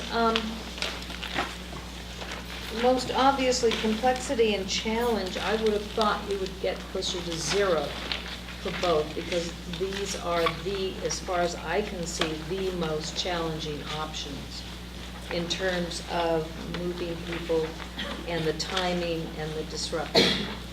Well, I think we talked about that, and as a group, we really struggled with that, and we were trying to figure out, well, challenging to whom, and is it, I think we kind of kept coming back to the students, because yes, it'll definitely be challenging and time-consuming for the central office to coordinate building and writing, bringing the curriculum changes and staffing changes and all of that. So, but we didn't. It was tough. Jonathan told us that we should pick a lens and try to stick with it, and so we often came back to, well, is it challenging and difficult for the students, and we didn't feel that it was. So that was kind of how we came back to that. The other thing that we used was the scale. This is difficult and complex, but is it as difficult and complex, for example, as tuitioning out our students and dissolving our region and going through all of that, and bringing the students up onto the campus where we already have more than half of our students in that lens seemed less difficult. But that's why it's a 2, it's not, or 2 something, I don't know where that was. But so we kind of weighed those things. Yes, there is complexity to it, but as compared to some of the other things, we felt not as complex. So. And also, I don't know exactly where this conversation would be, except perhaps cultural and political. The impact, the totality of having 700 kids under one roof is new and different, and the mix of those grades. You're going to have 2-year, 10-month-old babies and 17 and 18-year-old young people. Yeah, I don't know that when the architects we didn't have a floor plan for the brand new building. It was just sort of based on square footage. But the schematic that they did for this renovated building, which we did talk a lot actually as the long-range planning committee, because there were those very concerns. Had very clear separations, separate entrances, separate bus areas, separate cafeterias, really no crossing of the students. So in essence, it was 2 buildings, yet together staffed, doors that people could go through, or a hallway that could be accessed. So it was keeping the core and putting the middle school, high school on the other side of the pool, and putting the elementary school over here, and not sharing any facilities, not the library, not the. So in essence, it's one roof, but it's really two separate schools. And 700 students is the size of many elementary schools. So. But I would have liked to have seen that as food for thought on the negative side for this option, because I think that's what parents are going to be looking at, and then they can debate how important that is or not, and it's not mentioned at all. And it just seemed to me fairly large impact. Michael? I'm just wondering, as part of your research for this option, did you actually visit or research K-12 schools?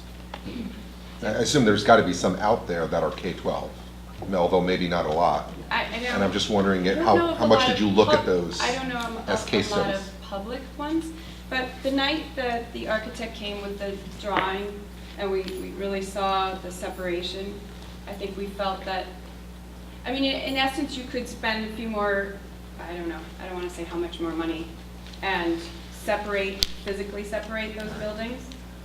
but it didn't seem necessary because there was such separation. So that seemed to satisfy. Well, it because was they're more on global form. than just, Ms. Anderson's concern, which I think is legitimate.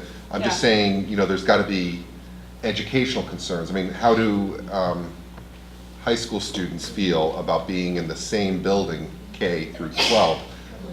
I don't know. Maybe if they're used to it, then they have no neutral opinions on that, but. We didn't look at that. The students are on different buses. The different start times would stay the same, the different buses would stay the same. So we felt that in essence it was so separate that we didn't really, programmatically it was separate, physically it was separate. They just happened to be housed, be sharing a core. And we really talked about this. I think the only time the elementary students would even come beyond this sort of center area is if they might have a program in the auditorium. They'd be walked in, and those happen infrequently throughout the year, several times. So in our minds, it seemed so separate that we didn't spend a lot of time really looking at that. But that's something we should think about, I guess. Great. Right? Michelle, you might want to explain how the fact that this building currently houses students pre-K through 12. We have the REACH program in this building. It's separated completely from the high school, and those students actually do walk through the halls when the high school students are in the building. So it's ongoing now. So we don't really have it's not an unfamiliar experience. That's true. REACH is up there, so pre-K is. It would just get more concentrated and more dramatic. More Any other questions from Sean? And pre-K. Okay. All right, thank you. Great, thank you. Our next presenter, I believe, is Jen, and she's doing, I believe, option 3, which is keep Burnham open and consolidate everyone else up at the Chicago campus. Is this And, 3 and 3A or just? well, we're going to talk about 3 3 and 3A. All right, go ahead, I'm sorry. I do want to just bring to the point here, what? Oh, right here, this arrow. I'm sorry, and Sam Stein is also presenting with us. When this option was brought to the table, we never talked about whether we would have a new pre-K to 12 or a renovated pre-K to 12. So just imagine it could be either. At this point, the board can discuss that. We do have costs for that, but in this option, it was really just everybody else comes up to Chappaq. So our option is option 3, and then while on our option 3, we added on 3A. So option 3 is within the region, keeping Burnham open, and then bringing Washington and primary Booth up to Chappaq campus. And so as we were discussing this as a group, there were people on the committee representing Bridgewater that felt that there needed to be a little bit more in order to feel that they could be differentiate themselves from a school that would be up here on the Chappaq campus. So it was a really interesting conversation that was had for a long time about a way that could create Burnham to be something separate and intriguing and would be inviting to other people, not only within our region, but also outside of our region within surrounding towns. So after discussing that a lot, we came up with an idea collectively to talk about bringing in 3A. And so we decided on a specialty themed school within Burnham, would also then include an after-school child care program. And we then brainstormed and thought how fabulous it would be to incorporate ASAP and their program into Burnham, and then that would make them different and make them stand out in their own special way, as opposed to then us up here, Booth and primary at Chappaq campus. So there was a subcommittee within our committee that was going to explore that option. We had Joanne Tordy from ASAP come join us, and she shared some fabulous ideas, which actually made all of us very excited and enthusiastic about the potential and what it could bring not only to Burnham, but also what it could bring to the region. And so she shared with us some ideas in terms of what she would incorporate into the after-school program, ways to bring high school students down to Burnham for after-school programs to mentor for homework sessions, incorporate the fabulous programs that ASAP has to offer within the after-school program. And then also, as we were brainstorming about it, then thinking about how fabulous it would be to then incorporate ASAP as well into the school and create a specialty themed school wrapped around ASAP. So again, that was an exciting option, so it was brought to the committee to create 3A, which we did. And so, as I said, there was a subcommittee, and unfortunately, part of that subcommittee resigned, so there wasn't further investigation. However, we did a little investigating with, Joanne sent me some of her ideas and funding and all of that exciting stuff, which we then talked about with the group as it got a little smaller.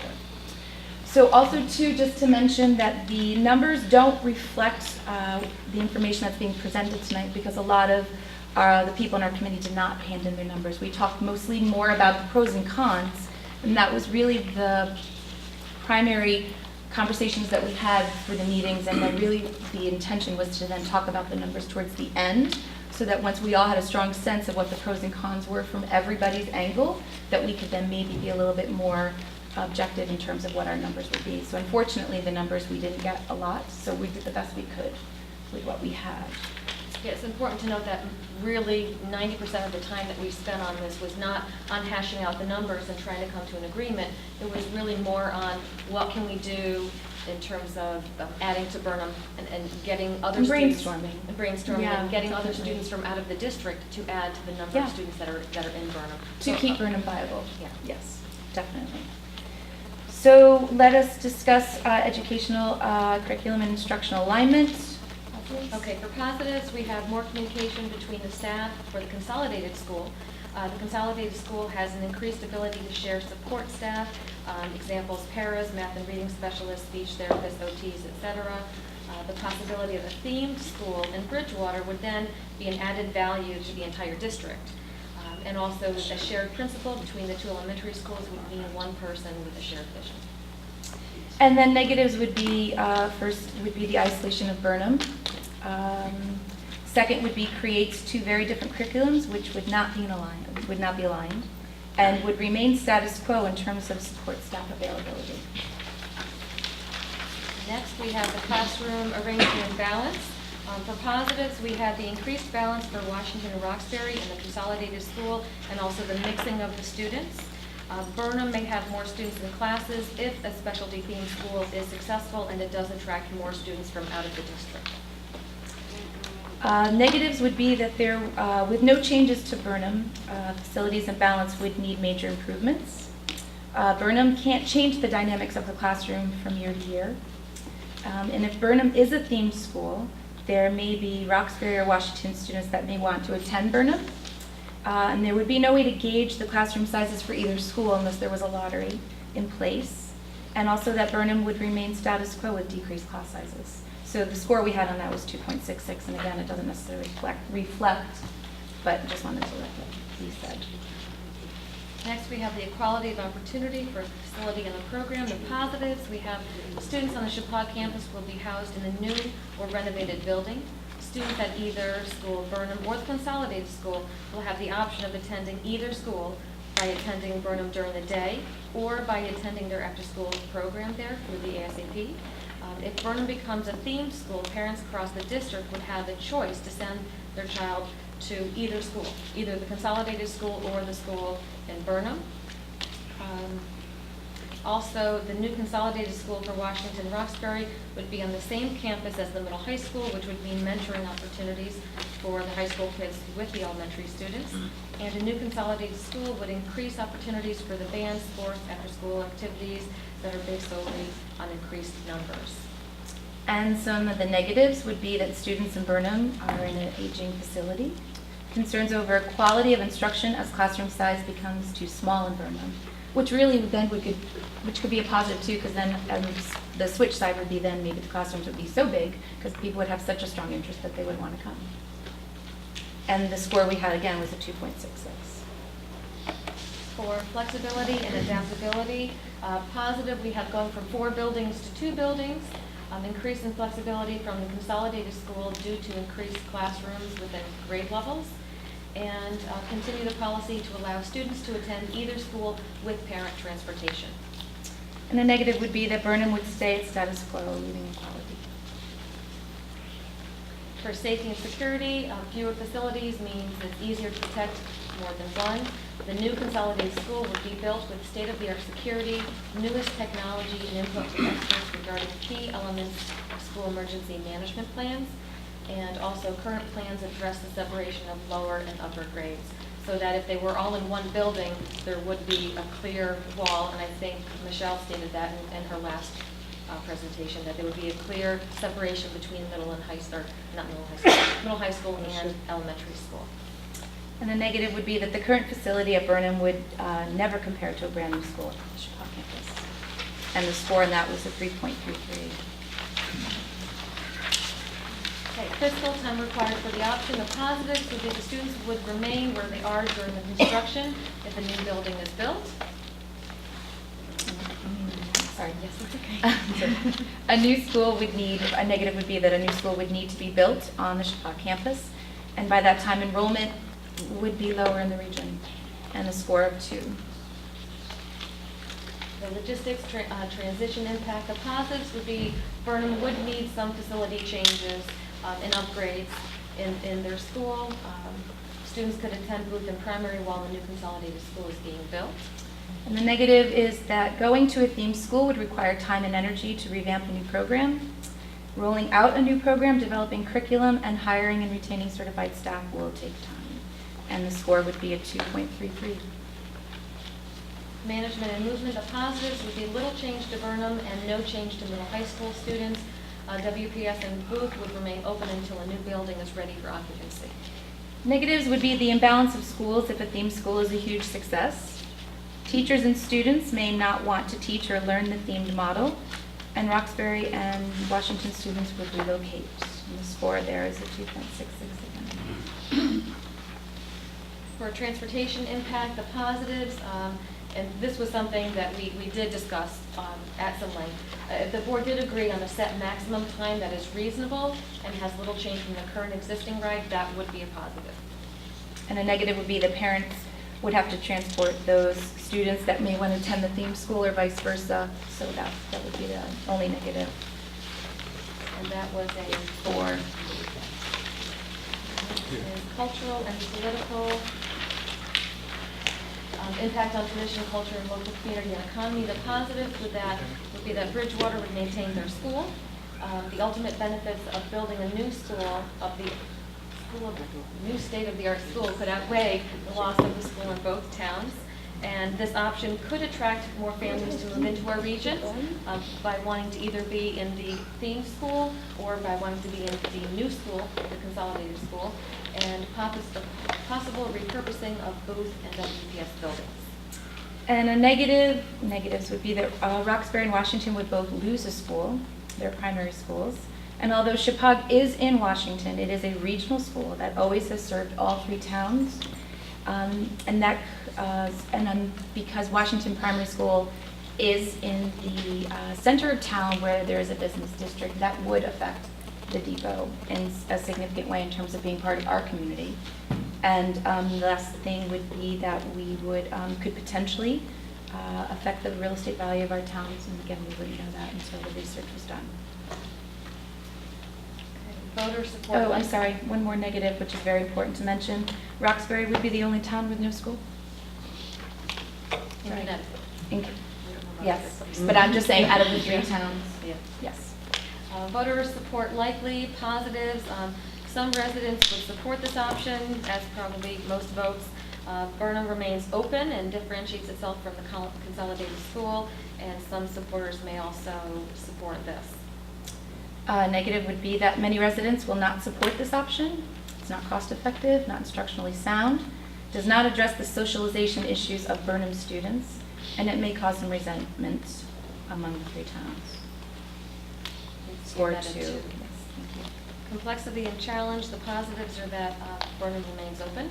And the negatives would be increased difficulty and barriers when working to consolidate 2 towns, while at the same time keep a standalone school at equal level of quality regarding both physical building, facility, curriculum, and education, and feelings of resentment of Burnham staying open whilst Washington and Roxbury both sacrificed their elementary schools.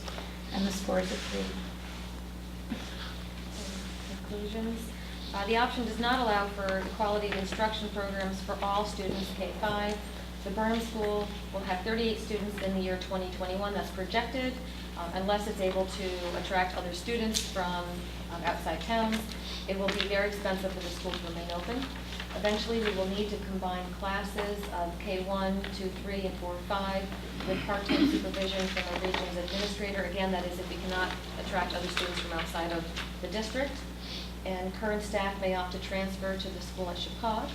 Although Burnham would be able to remain open, 2 other schools will have to close, which will cause resentment among the region. All right, thank you. Is there any questions? Larry? Did you address the potential for a busing problem? The kids, some wanted to go to Burnham, some wanted to go to Consolidated? Well, we did talk about, yeah, well, if you were, the way we discussed it is if you lived in Bridgewater, your home school would be Burnham. If you chose to go to the Consolidated School, that would be a parent transport, and vice versa. So if you lived in Roxbury, Washington, and you chose to go to Burnham, that would be a parent transport. Right. So that would be the negative, was that you have to transfer. Although we did talk about if you were a student at the Consolidated School and wanted to take part in the after-school arts program at Burnham, we felt that there should be a bus there that would transport the students from Consolidated to the ASAP program at Burnham. Which would actually be really great. And I don't even think you would need additional busing because those buses already go over from Chappaq to Burnham. So that wouldn't be a huge issue, really. Greg? But you didn't consider the possibility that the region might want to provide busing, perhaps not in the traditional way, but more like the Sherman experience. Yeah. Provide busing from the other towns to Burnham as As sort an of option practice for school. people outside of town. You know, we Right. didn't talk about that because, to be honest with you, I always assumed that that was the town's responsibility that was sending their student to our school. Is that wrong? Well, it depends. If you're constructing it as a region, Right. wouldn't you be considering, if you were constructing this as a region where we had one specialty school Mm-hmm. with a specialized program and one school with a different program? Right. Would it really matter? Wouldn't you just be sending all the regional kids to whatever school they either wanted to go to or by lottery were able to go to if, for example, we couldn't get enough? I mean, I know you're considering Burnham the home Yeah, school. right. For Burnham, for Bridgewater students. But- Yeah, I think that would be great if the board decided to do that. That's just not something that we knew would have that support because that's additional busing. And then you have buses going here in opposite directions. Tony? Did you look at this, whether you can really transfer the responsibility to the parents of transporting their kids? I thought we were We kind of do that. required in the region to do We that. kind of do that now. So if there's a child or a family that decides that, and they get the approval from the superintendent that they want to move their child from Washington Primary School to Booth, they get that permission with the agreement that the parent has to drive them to Booth. So that already exists. About, I think a year, maybe 2 years ago, there were 2 families in Roxbury that offered to drive their sons or daughters to Burnham because in that kindergarten class there was 1 female. So they were asked if they would like that opportunity to go to Burnham to help that 1 girl in the class of 6 boys, and the parents are transporting, my understanding is that the parents are transporting their daughters to Burnham. Mhm. So we just went along with that because that was already now. Okay, thank you. I have a question. I assume this theme school idea or ASAP, all these wonderful things you talked about, those could all be done in the consolidated primary school, couldn't they? Yeah. Yes. And the idea too, as we talked about in the group, was as we were talking about all the really fabulous ideas that ASAP would be able to incorporate into the curriculum as well as into the after-school program. It was mentioned by somebody at the table, it's such a shame that it would have to end in 5th grade. And I said, well, it wouldn't have to. Wouldn't it be fabulous if it would be something we would then integrate into the middle school and high school as well? So that the students that maybe are opting to come to Burnham for that specific reason from outside our region would then be able to continue, and then the high school and the middle school would benefit from that as well.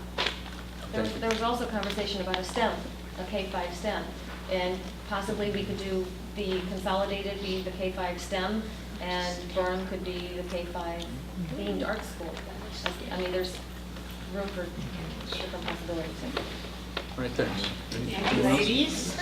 Okay, the next option, I just want to give you a little background information. Because if you were with us at the beginning of this process, and we talked, and we, one second, I can't work a computer and talk to it.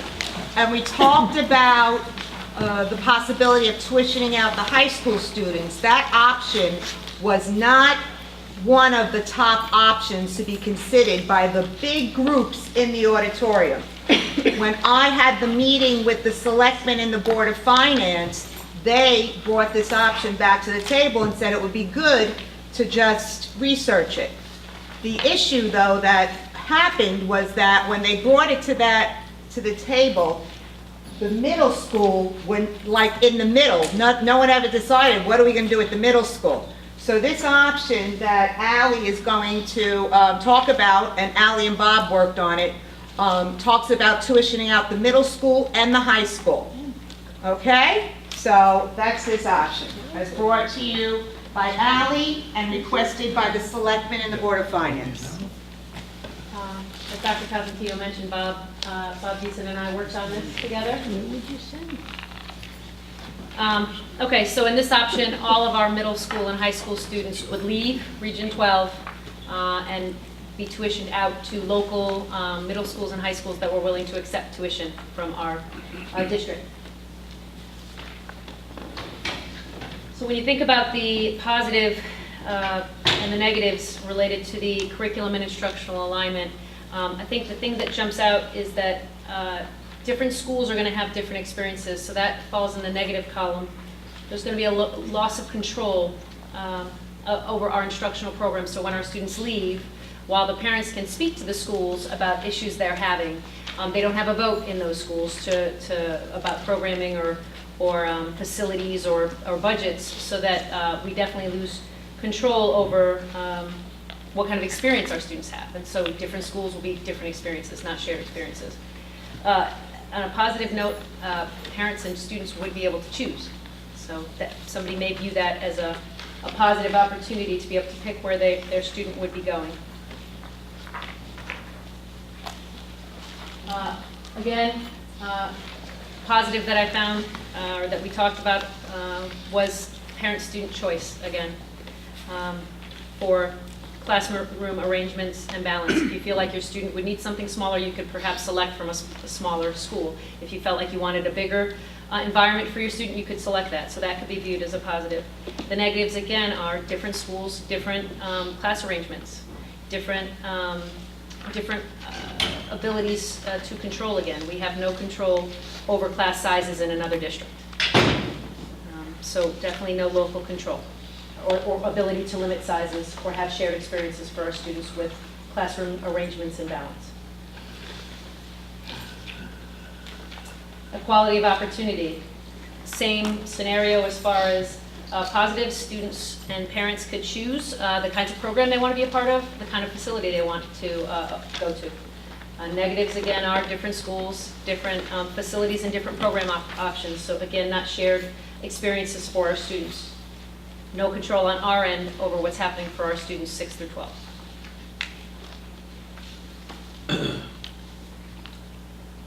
Flexibility and adaptability. Again, assignments and structures, so parents and students have a choice. The negatives, different schools, different abilities to make any kind of adjustments to options that are being provided to our students. Loss of local control for all student programming. And I guess there could be some sticky points around what if somebody makes a choice and in October or November finds that that wasn't a good choice for them. How do we then proceed? Tuition's been paid to a different district. How do we make contracts with our parents or make clear understandings about what their choices mean and moving students from place to place? Safety and security. Positives are that all our public schools are following Connecticut's mandates around safety and security. The negatives can be viewed as different schools, different plans. There are some bigger schools that you do. You drive up on campus, and before you can get up the hill to the campus, you have to check in at the gate. There are some schools that you're buzzing in, so different experiences for our students. Each receiving district has their own plan that we don't have a say in their plan. Again, no local control for Region 12. The time required, we assume it would take about a year to implement, to set up contracts, to talk to districts, and to iron out the specifics of each contract with each town. The negative is that those are just assumptions on our part. It could clearly take longer than that. It can be more complicated than we assume. But we don't think it shouldn't be something that drags on for a long time, hence the higher score here. Transition impact. We do think that it wouldn't be a very long turnaround. There would be some things that would need to happen. Obviously, some informational meetings for families, some transportation alignment to figure out how we're getting students to different places and setting up contracts. The negative, it could be very stressful to try to figure out where your 6th grader should be going, or your 9th grader, or any grade level that you can put those numbers in. Perhaps that could be that if something doesn't work out well for a student the first year, would that be somewhere that they'd be changing? Would there be students with multiple transitions? There are lots of students that don't do well with multiple transitions. So would that be a challenge that we would perhaps face? And is there enough space in, let's say, a more desired school? Would there be enough space out there for all of our students that wanted to go to a particular spot?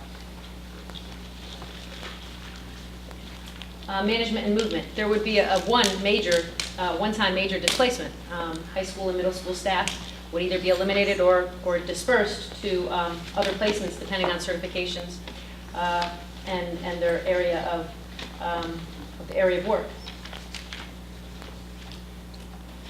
Transportation, increase in time potentially on the bus. No real way to keep that consistent. So if you're going further, there's no way that we can say our bus routes are going to be roughly this much time no matter where you are, because it would really depend on where you chose. Also, after-school activities or homework help or sports that may become challenging, and giving them access with transportation that way as well. Culture and political, no high school facility.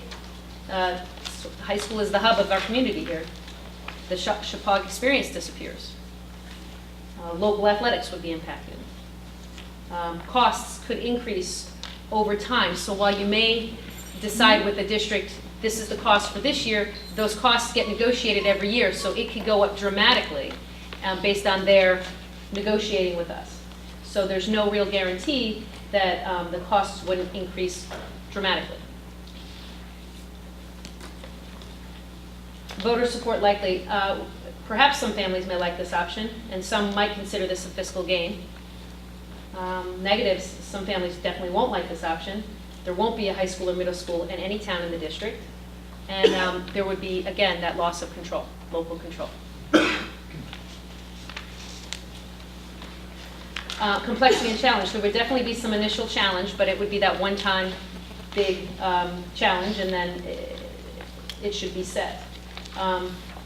Negatives would be that you wouldn't be able to manage those programs for those students. You couldn't account for equity. You couldn't account for all those pieces we've talked about educationally for the students.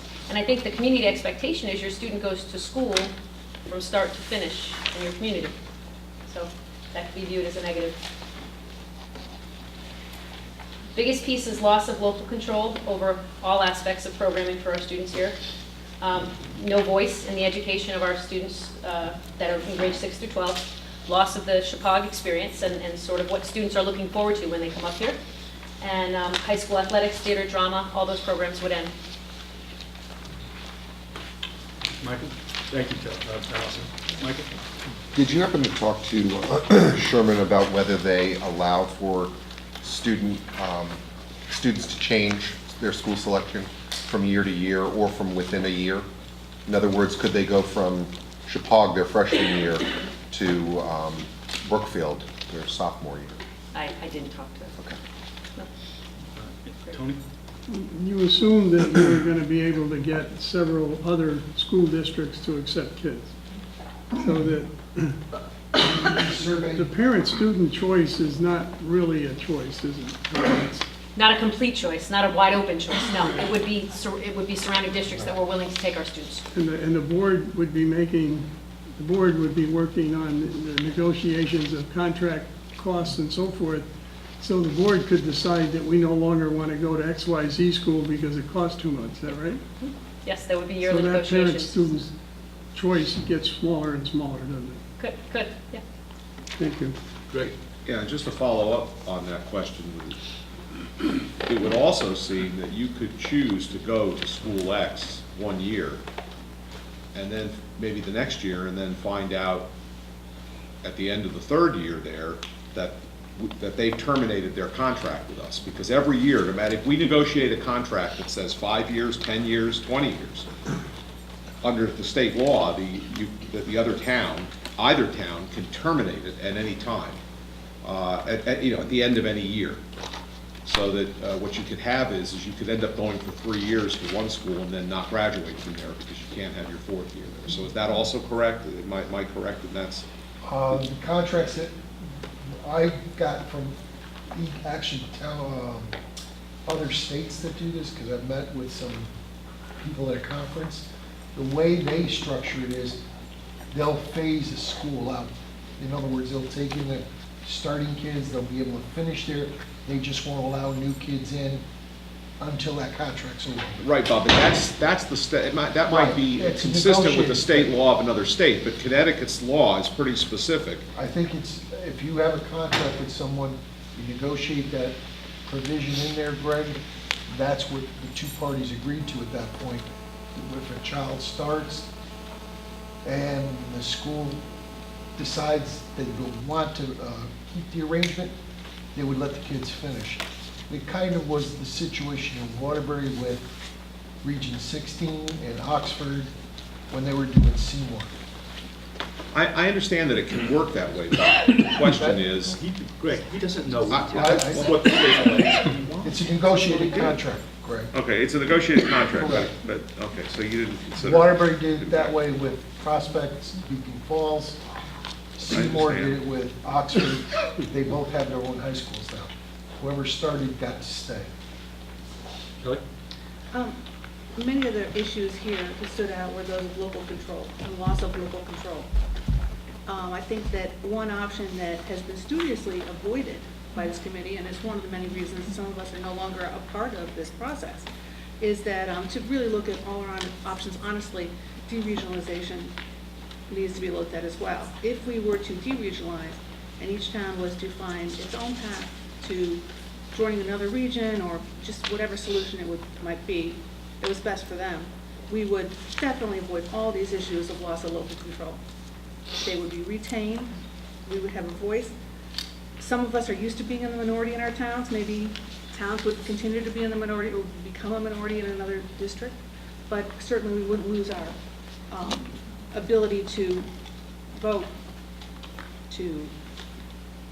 our financial monies to a new region, to affect curriculum, to have an opinion on buildings and facilities. So all that would be true, and all those problems would be ended if we deregionalize and find a better regional fit, whether it's all 3 of our towns, or some of our towns stay and some go. So that needs to be looked at, I think, and that's not part of these options. It's not this option. The It's option not, is it's this. not, but all those questions about local control would be answered if that option had ever been discussed by this committee. Anything else? Ally, I'm sorry. Val. I just wanted to say that I thought the scoring of this was spot on. I mean, I think you captured in the scores the things that are good and the things that are negative about it. It's kind of hard when you only have two people. That works. Yeah, you know what I mean? It's a good, We didn't argue a lot. Allison, I have a question. Without intending to hold you to this, I wonder if you, based on your position, if you have an opinion as to whether Region 12 could lawfully insist that its special education students not be educated here, that they just insist that their special education students be tuitioned out to other regions. Do you have an opinion on that? I think if we tuition everyone out, then you can, as long as we're not sending special ed students out without sending the rest of the students out, they can go out. Okay, thank you. I think it's, from a special ed perspective, this is very challenging because there's a complete loss of control, and special ed is quite costly, or can be quite costly. And so there, you know, when there is a concern internally, I get a phone call, we have conversations, we meet as a team, we address things as best we can internally. Then we sort of go out in sort of grades, right? So if we can't handle things here, we call in a consultant. We can't handle, you know, if the consultant isn't working, then, you know, we do some evaluation. And we sort of go out from there, as opposed to, it would become almost outplacements, right? So I would still chair PPTs in other local districts, but I wouldn't have the same knowledge or the same rapport with people in each of those buildings to be able to have a real clear picture of what's been tried and what hasn't been tried, with what kind of fidelity or not. I think while through this process, while we've looked at projections and tried to gauge how many students we'll have 10 years from now, you know, based on percentages we have now, and what will costs be 10 years from now, those costs could be very different than what we think, because somebody can say, the student really needs something different than what we can give them, and really it probably should be a special school, and a special education school. And there's a lot of challenge on my end to be able to understand that completely if I'm not living in that culture. I'm not living in that building. I'm not knowing what's happening day to day, as I can in this environment. All right, thanks. Valerie? For instance, if you had a child that was particularly challenged and we tuitioned that child out, say, to Watertown, and Watertown is assuming our responsibility legally, but Watertown doesn't want to spend $100,000. We have to spend that $100,000. Right. And if Watertown says we can't educate that child, but this extremely expensive school can, we have to do it. We don't have recourse. Well, I could certainly go to a PPT and say, I don't know that I agree, and I think we should try this and try that. And if they say to me, we've tried this and we've tried that, and we've had no luck, and this is what needs to happen, that's what the parent is hearing. So I think that becomes challenging. And we are the responsible party in all of this. Right, so we would be responsible for the tuition for our special ed students, just like every other student, and then we would pay additionally for their services, based on their IEPs. So whether they have speech and language services, occupational therapy, physical therapy, counseling services, whether they have a one-to-one paraprofessional with them, all of those add up in other districts. Did you study any other districts where students are being tuitioned out? Because this seems to be happening a great deal now, all over the place, because many other school districts are facing the problems of inadequate facilities and declining populations. And I haven't come across any other districts yet that have decided to build a new building for tens of millions of dollars in the face of those problems. They've invariably decided to tuition out. If they can't consolidate within the same town, they've decided to tuition out to neighboring towns. Have you studied those towns and seen how successful they are? There are many of them. You didn't look at any of them? Greg? Ellie, I just want to go back to a question before related to when you have a decision on a special education situation. Whose ultimate decision as to whether it goes to use Valerie's example, as to whether it goes to that very expensive outside school or it's educated within the school? Who makes that decision under those circumstances when we're tuitioning out? The team, the PPT team. The PPT team, but you're just a vote on the team, right? You're not the entire team. No, I'd be the chair of the PPT team, and so Right. but I don't have the only say.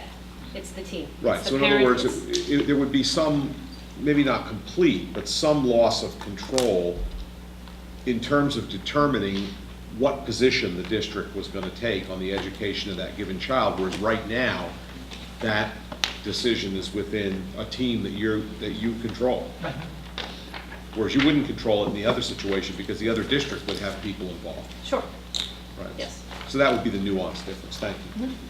Anyone else, Michael? Just along the lines of the same question, if we had a contract with, let's say, 5 different districts, and one of those 5 districts could meet the educational needs of a special needs student, does that mean that the PPT team could say, we are willing for you to go to this school, but not the others? We would have to give them the same choice everyone else has. Okay.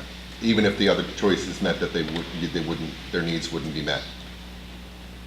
Well, You see what I'm saying? I do. Because then if they said, well, regardless of whether one of these 5 has the ability to educate our child, we don't want our child educated at that school, we want it educated at this school. right. And you would say, So well. the district would have to find a way to educate them in that school, if that was their choice, because they're given the same choice as everyone else. So if the receiving town couldn't do what, let's say, was needed, Right. then we would have to supplement some way, whether that's hiring somebody additionally to service, or we would have to give everybody the same choices. Couldn't restrict a student with special needs because of their special needs. I apologize, I had a family emergency, so I couldn't hear your presentation completely. But you don't address the elementary schools in this, or did you? I mean, in other words, you could put this as an overlay on status quo. So all the negatives and positives of the 3 elementary schools would be part of this. Because the main question here is, what do we do with 3 elementary schools? This is a partial answer to budget problems, but doesn't handle the 3 old schools. Right, it doesn't touch the elementary schools. They would stay open. So the disparity of curriculum, the old schools, but the uniqueness to the community as a positive, all that stays. Anything else? Thank you, Allison. Thank you. Okay, thank you everybody for being so well behaved and paying attention. Sorry. Last but not Oh, least. yes, Michael.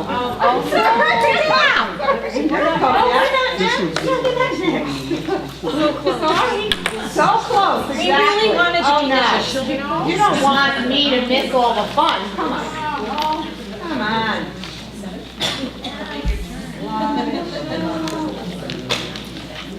There we go. I have presenting the K2 Roxbury, the 3-5 Bridgewater, and WPS and the middle high school remain open. It's called option 6.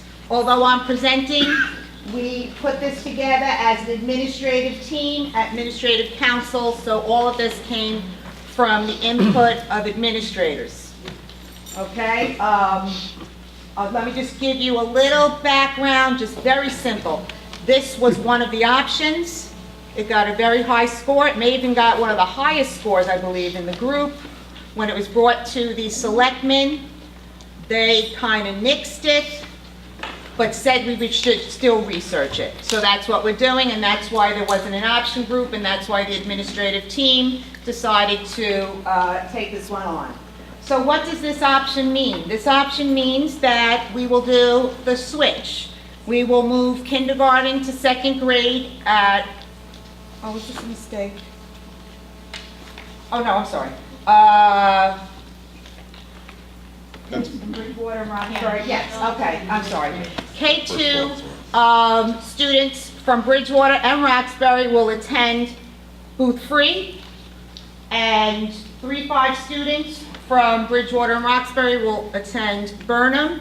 The reason those schools were chosen was because of the access of egress for the little students in Booth Free that doesn't exist in Burnham.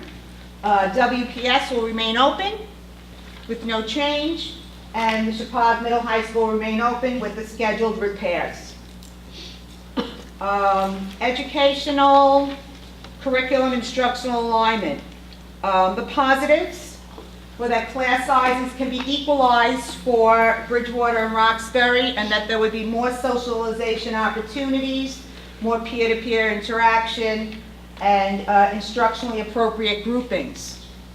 The negatives, we felt very strongly that the K-5 curriculum would be impacted because we'd still have 2 different schools, those teachers would not be together, that there would be transition now. We would be adding another transition in the region for those students when they moved from 2nd to 3rd grade. and there would be regional inconsistency between Washington Primary and the other two schools. We gave this score 0. Again, I want to say this was a compilation from the administrative team. There are about 10 of us. We're not all administrators, but we meet as an administrative team. Classroom and balance. The positive was consistent class sizes for Bridgewater and Roxbury. And the negative was that there would be no balance with Washington Primary. Washington Primary would still have larger classes, and I have no idea why that 2 is black, but it's very frustrating. Equality of opportunity. The positives, each building would have a more narrow focus, which would be helpful. Teachers would be able to confer with a colleague who teach the same content in the beginning. This would only be in the beginning. Eventually, they would go down to 1 class per grade. Negatives, the buildings are not upgraded. And the problems with the 4 buildings still exist, the aging facilities, etc. And the positives and the negatives address really only Burnham and Roxbury. We've really taken the Washington Primary out of this, although their building will also not be addressed. So it's got a score of 1. Flexibility and adaptability. Positive is that in the beginning, this eliminates teaching positions. In the elementary schools, I don't want to say that they are, the positions are in Boothfree and Burnham. It does not mean the staff members are in Boothfree and Burnham, because we will have to, once we start eliminating elementary school elementary school teachers, you then have to go through the seniority list, and you would eliminate the people low man on the totem pole.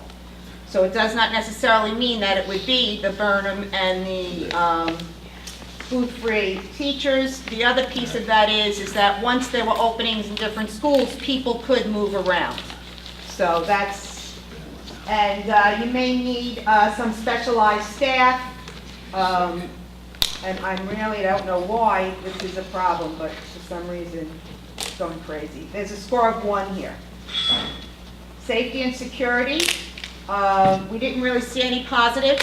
It was basically the status quo. The negatives of the aging facilities still remain. Fiscal time required for the option, the positives. This can really be implemented immediately, that you do have to go to referendum because you are changing the regionalization plan. Sorry. Okay, but it is really just a matter of the logistics of transportation. And again, you must, so we gave this a 3. Logistics, the transitional impacts, we didn't really see any positives. In the negatives, we thought there was a lot of movement throughout the 3 towns, and that there was more effort than the status quo. So we gave this a 0. Management and movement, I don't know what's going on with this, but negatives, there's additional transition for students. 50% of the students will change schools. Teachers need to move their furniture, supplies, materials, etc. Just want to make sure I have the right one here. Because mine does not look like this. Well, maybe, I don't know. Okay. Whatever. Okay, transportation impact. Again, we didn't have positives. Additional buses may be needed. Students in Bridgewater and Roxbury may be on buses a little longer. Siblings could be in different schools and on different buses. So you could have students in, a kindergarten student in one school and a 3rd grade student in another school. So that's another implication of this. Cultural and political impact on tradition, culture, and local community and the economy. The positives, it will keep the schools open in Bridgewater and Roxbury.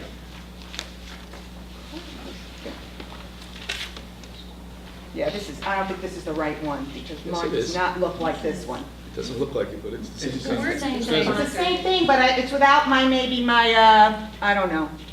Sorry. The negatives, it will disrupt the community schools K-5. You will no longer have a K-5 school. Okay, you'll either have a K-2 or a 3-5.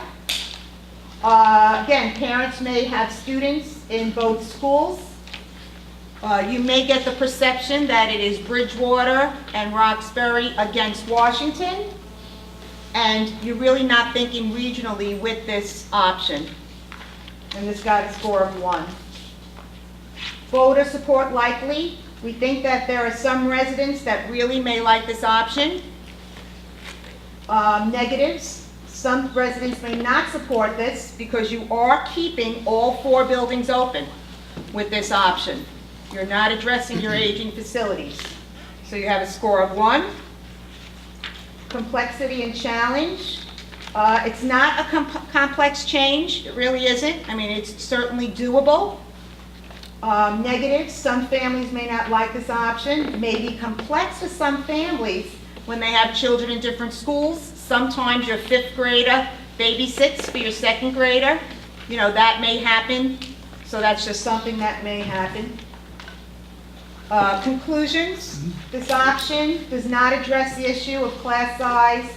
I'm sorry, it does address the issue of class size and provides more socialization for our K-5 students in Bridgewater and Roxbury. It does not address the long-range plans of dealing with declining enrollment, aging facilities, and escalating costs of educating students in the region. As the enrollment continues to decline, there will be less and less classes in the elementary schools. In 2018, there will be 3 classes at Booth Free in Burnham. Okay, so you will have schools open with 3 classes, 1K, 1, 1, 2, and then you'll have 1/3, 1/4, and 1/5. At that point, there'll be 7 in WPS. The next year, it knocks down to 6. This does not address the aging infrastructure, which is a major issue facing the region. Hence, the air conditioning is broken in here. And this option does not promote regional thinking. It separates WPS from Booth Free and Burnham. So that is this option. All right, thank you. Any questions for Dr. Pelletier? All right. Okay, thank you. I'm sorry. A question? Yeah, okay. Just on, just as an example, the very first one, education, curriculum, and instructional alignment. You have 3 positives and 3 negatives. Yeah. And it seems like the other groups, when doing their scoring, they had a balance like that would have scored that a 2 as opposed to a 0 because of the kind of the balance of positive and negative. And similarly, of course, if you look at safety and security, you have a negative and no positives, which worries me that, well, never mind. But in that way, you have a 2. You know, maybe that one might be a 0. So I'm just wondering. I know that when in the group that I was on, there were problems very often with aligning the verbal assessment of positive and negatives with the actual numbers. Yes. Is that you just didn't get those nailed down, or are they separate, or are they? We really felt that the negatives of this piece were detrimental to the region. And I don't want to use the word pitting, but that's something that came up. But the Burnham Booth contingent versus Washington primary, we felt was really detrimental to the region. And then we also felt that to transition the students twice in elementary school was detrimental to the students. So that's why it really got a 0. Right. So and that was the discussion of the administrators. Okay. So in other words, there was a weighting towards finding that the negatives were more negatives than the positives were positive in your opinion. In that one, yes. Well, it seems like throughout. I was just using that as an example. Okay. Anything else? I do want to add, being that I'm standing here, you know, the numbers are definitely subjective, and, you know, you can probably go either way with every group, but this was the thinking of the different groups, so. Okay, now, last but not least, trying to steal my thunder. I apologize for that slide, too, because I don't know what happened. It doesn't look like that on the PowerPoint, but then it looks like that on the thing, so. This is the last one. I would like to say something about this before they start. Next week, when Anthony Amato presents he's going to present the financial outlook, the economic outlook for every option. We did not financially predict this one because this one is so close to status quo that the financial outlook is going to be very, very similar. Okay, so I just want you to keep that in your mind. We still researched it, we still are going to present it, but this one, we did not do a financial breakdown because it really is very close. Okay, and now we have our two elementary principals. Last but not least, we had a lot of fun doing this one, kind of thinking outside the box. So ours was creating a three-themed schools for the elementary schools. And our committee members consisted of Dr. Costantino with the input of Region 12 administrators. So keeping in mind that all three elementary schools will then take on a theme each. Right, so to define this option, each elementary school would have a specific focus. We just put up here some examples of what those types of foci could be. So perhaps a discovery school that would focus on science, technology, engineering, and math, or perhaps a language school, sort of an international thing. So we just gave some options there. This option would also allow for all three elementary schools to remain open in the current configuration. So when we looked at educational curriculum and instructional alignment, we came up with many positives. Some of the positives included choice of focus area. So each school would have its own focus. Motivating for staff, parents, and students that are part of that community, that school community. Build a positive and focused school culture wrapped around a common purpose. Theme embedded throughout the curriculum and the school day. Teachers have increased input in the choice of materials and educational experiences related to the core standards. And the last positive is in order to do this, you have to have highly trained staff in specific areas.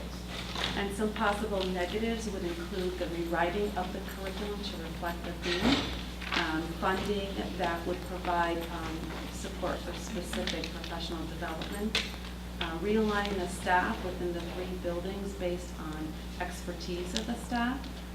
There would then be three diverse school experiences merging at Chicago, and there would be a purchase of instructional resources and equipment to support the theme.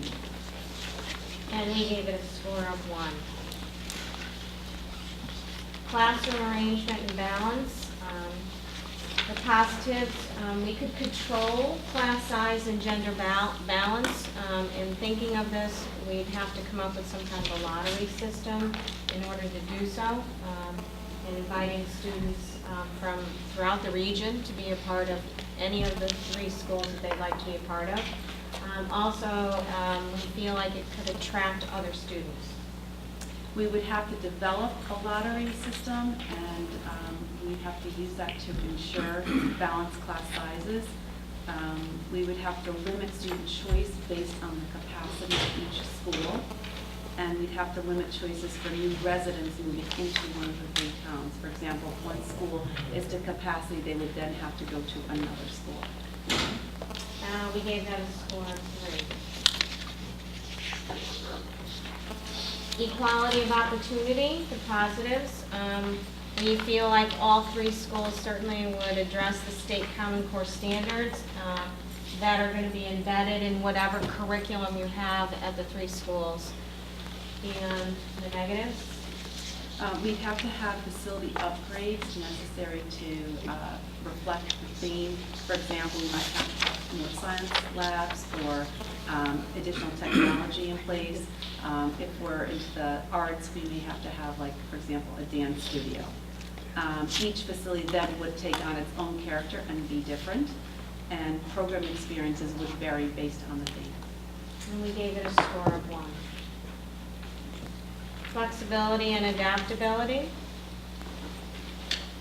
The positives, teachers can apply for an assignment based on their experience and interest. So again, we would look at our staff, teachers would have to apply, and looking at what their expertise is, assign them to school that best fits their needs. Structures throughout the building would be based on the school theme. And the thing that it would do is maintain the current grade level configuration of K through 5. And negatives, we would need specialized staff and specific training. It would make it difficult then to transfer staff if we train them in one theme and we need them to teach in another building. We have to reestablish that training. Does not increase the number of sections per grade level. And the structuring of professional learning communities continues to be across grade level because they're still in different buildings. And the movement of students from one building to another may not meet the student's interests. And actually, this score is incorrect up here. We actually gave it a score of 2. I'm going to make that change.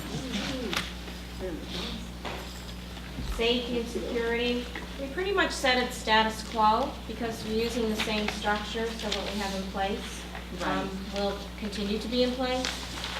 And we just put on the negatives because our schools are all going through, a closer look for safety. So we would just say that all the buildings would require ongoing revisions to meet safety requirements.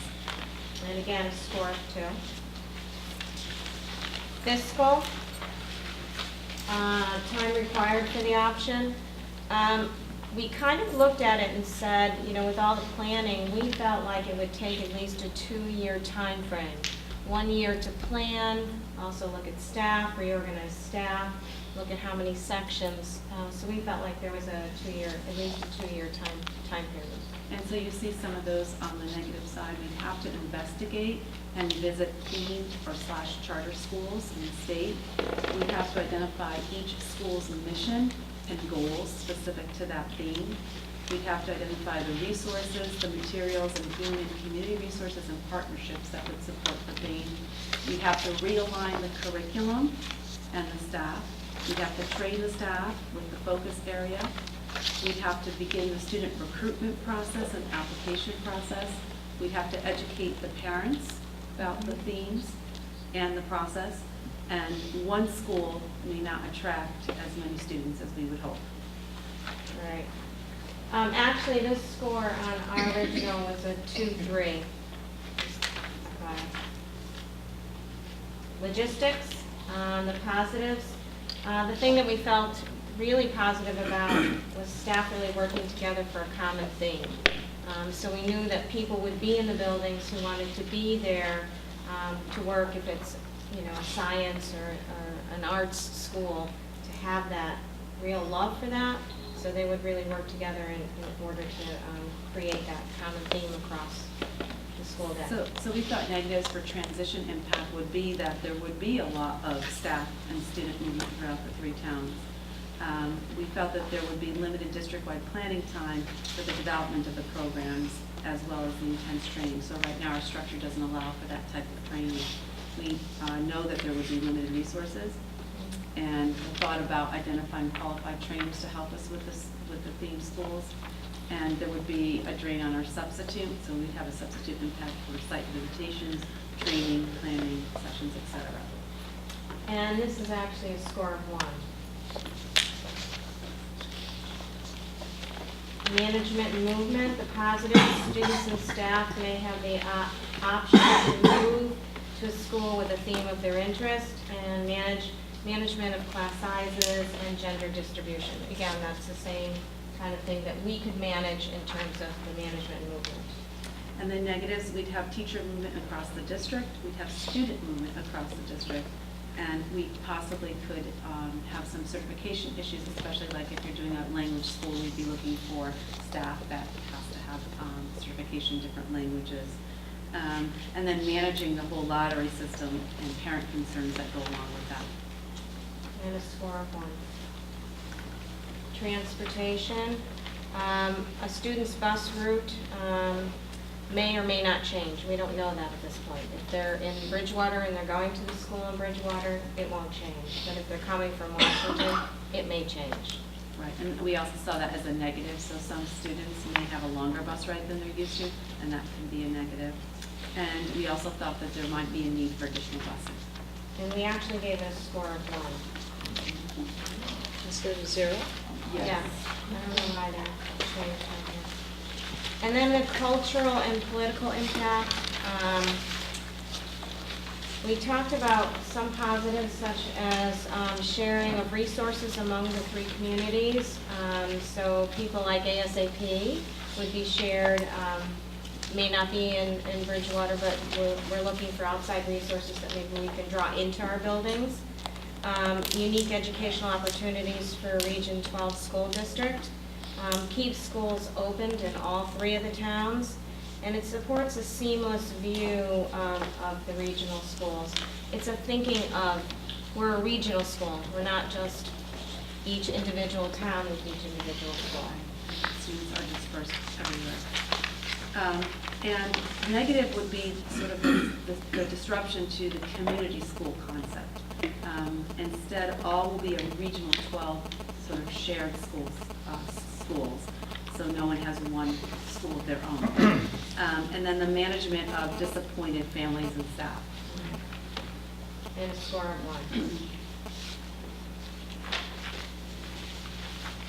1. Voter support. Some residents may like this option. All 3 buildings will remain open, so some of those voters will really like that. And the negative, some residents may not like keeping all the buildings open. Some residents may not like the choice of themes that have been decided to prefer traditional school. And resources such as materials, training, and planning time will require funding that in fact may exceed the present budget allocations. And that's correct, score of 1. Complexity and challenge. Building configuration is the same, so that's a positive. It would be a K-5. Common Core state standards are embedded. They have to be embedded in all 3 schools. So as we write curriculum, that'll be a part of that. So that's a positive. And it becomes complex in the sense that we have to create a new culture for each building with a specific emphasis.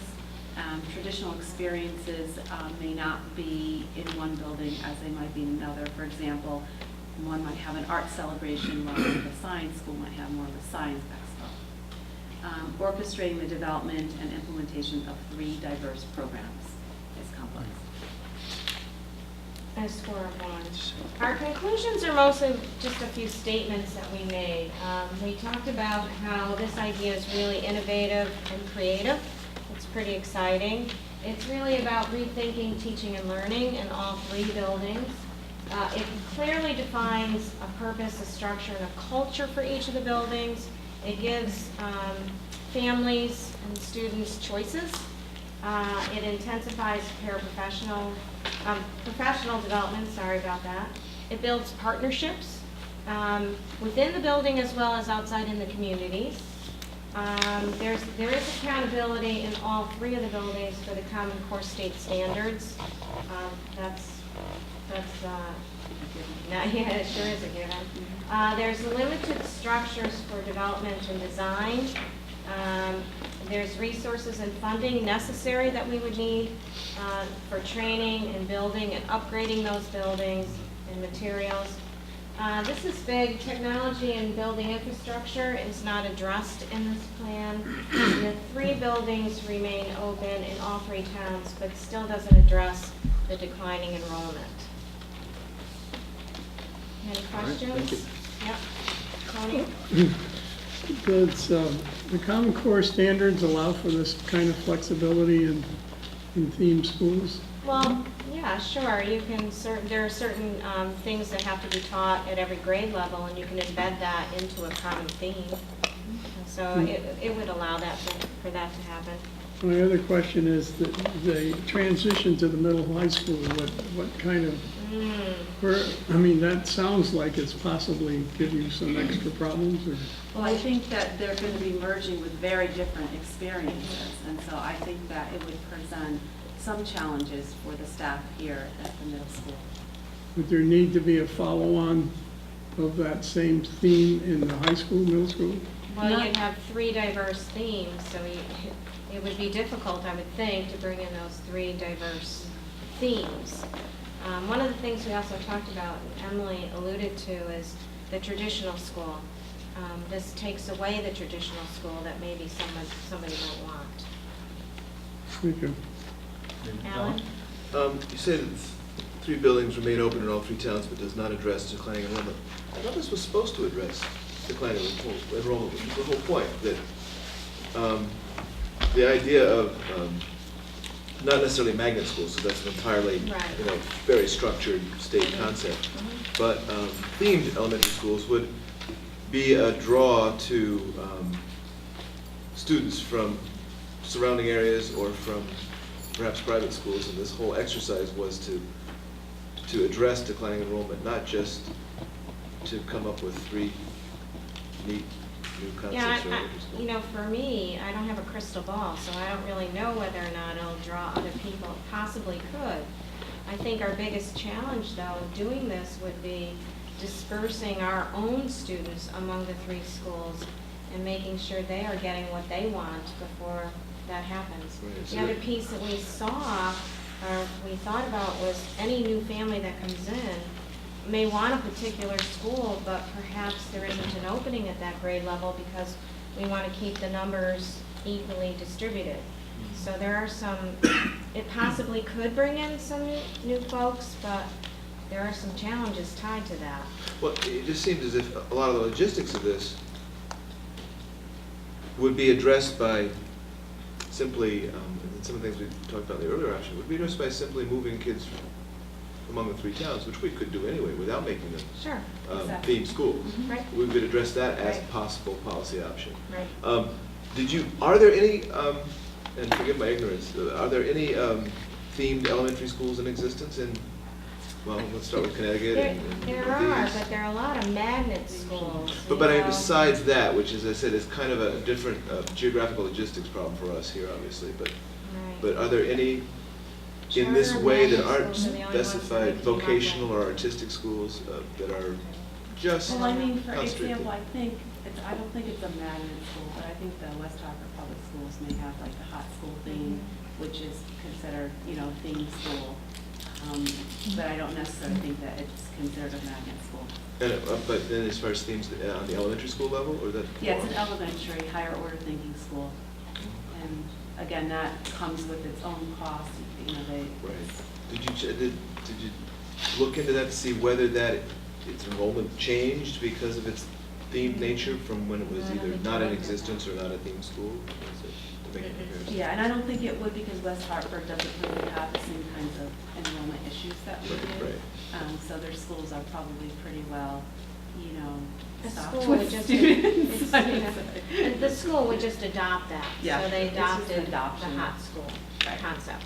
And then I just feel I need to point out that once again, the negatives outweigh the positives on this score. Kelly?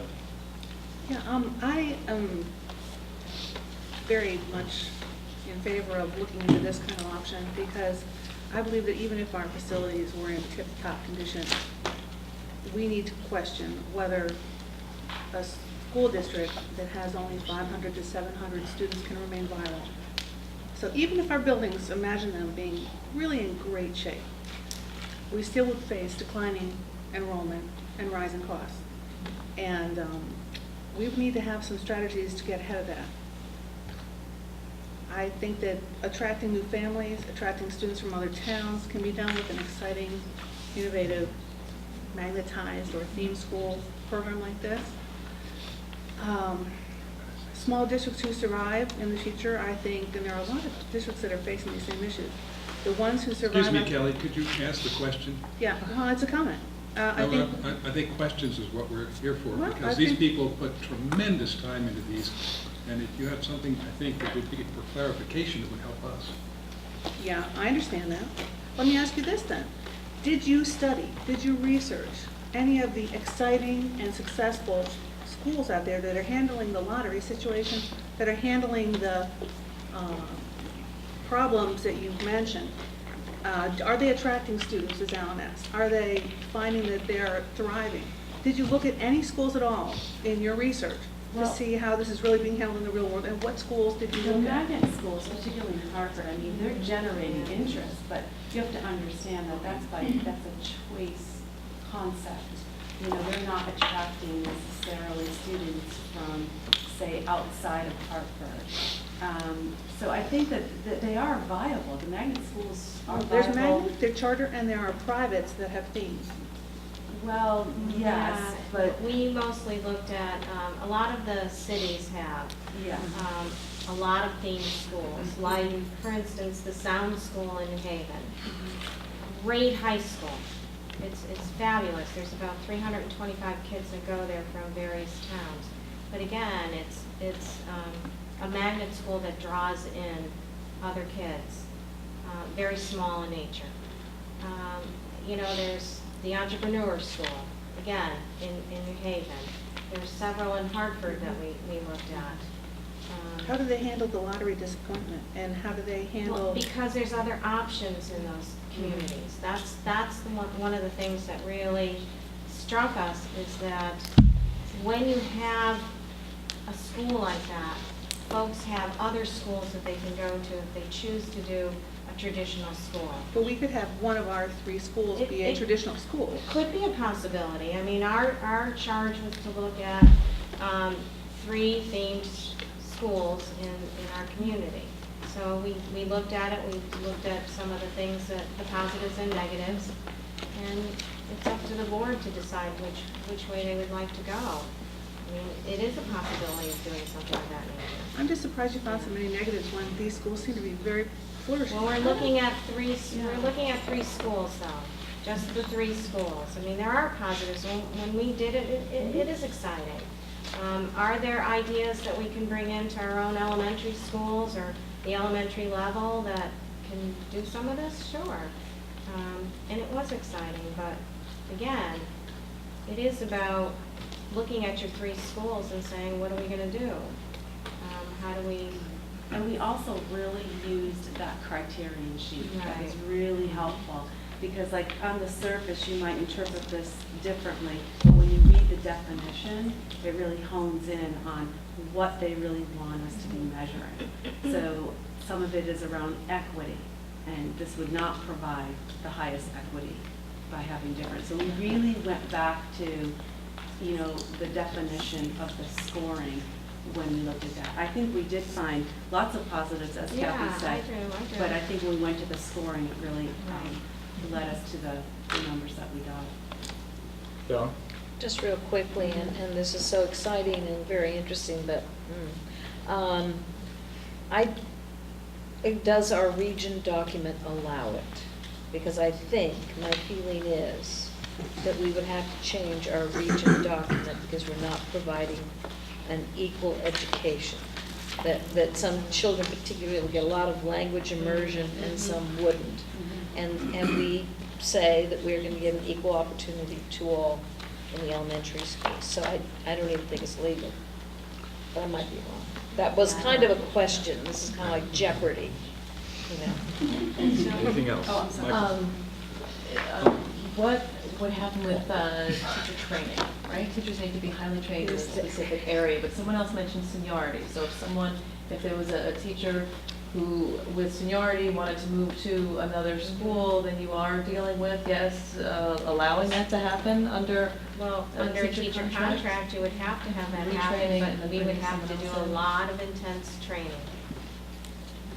So we cannot lock staff in, right? This is the staff that is for this particular Well, school you building can- specialty. No, And then the that's it. staff's contracts are for the region, so they bump region-wide. Okay. Yes. I know this was a challenge for you because most of the research I would imagine out there is on choice schools for large cities, Right. large Right, districts, not right. a small district as we are. However, I'm just wondering how they grapple with the equity question that you keep bringing up. How do students in New York City, for example, who go to many of these different innovative choice schools, how are they getting an equitable experience then? How does the entire district justify all those many opportunities? I think the piece, though, that we have to hone in, which was on the positive side on some of our slides, is that you still have the Common Core standards that have to be, worked with. So all students should come away with that piece equal, if we're doing our job well. But the other experiences are in fact different. So you have to be open to understand that and want that for our kids. I mean, I think that's really the question. And there's just so many choices in some of those communities. Big cities have lots of choices, so that's what they deal with day in and day out. So kids are coming and going in different kinds of backgrounds, but yet coming together. And then when they get to high school, if they're going to a language school, they can focus in on the language at a high school level. Greg? So Kathy, what you're saying is that the equity is provided by the fact that there are so many choices that it balances out over it. Whereas when you're talking about 3 choices, you may not have enough to achieve the critical mass of balance. Thank you. Anyone else? All right, ladies, thank you very much. Thank you. I gave everyone the long-range option summary chart. I'm not going to go over that tonight because I'm going to make the couple of changes and I will just do that next Monday, okay? I'll email you an updated chart, okay? Thank you. I really want to thank all of the volunteers. I know we have people who want to participate, but it's not time yet, right? Right, no, I want to say thank you to Dr. Costantino and her staff and all of the citizens and everyone who participated and got to today's point. I know it's been a tremendous amount of work, volunteer time, and I want to thank everyone on behalf of the board for that. So, thank you. Unless anybody has a strong objection, I'd like to just skip the individualized committee reports. Valerie, do you have a financial report that we need to hear? No, we're just making a recommendation from the business. All right. Anyone else have anything that they plan to present to the board as far as committee? Okay. No, Jim, I was just going to remind everyone that we do have the teacher contract that, as chairman, that we will be negotiating in the fall. Okay.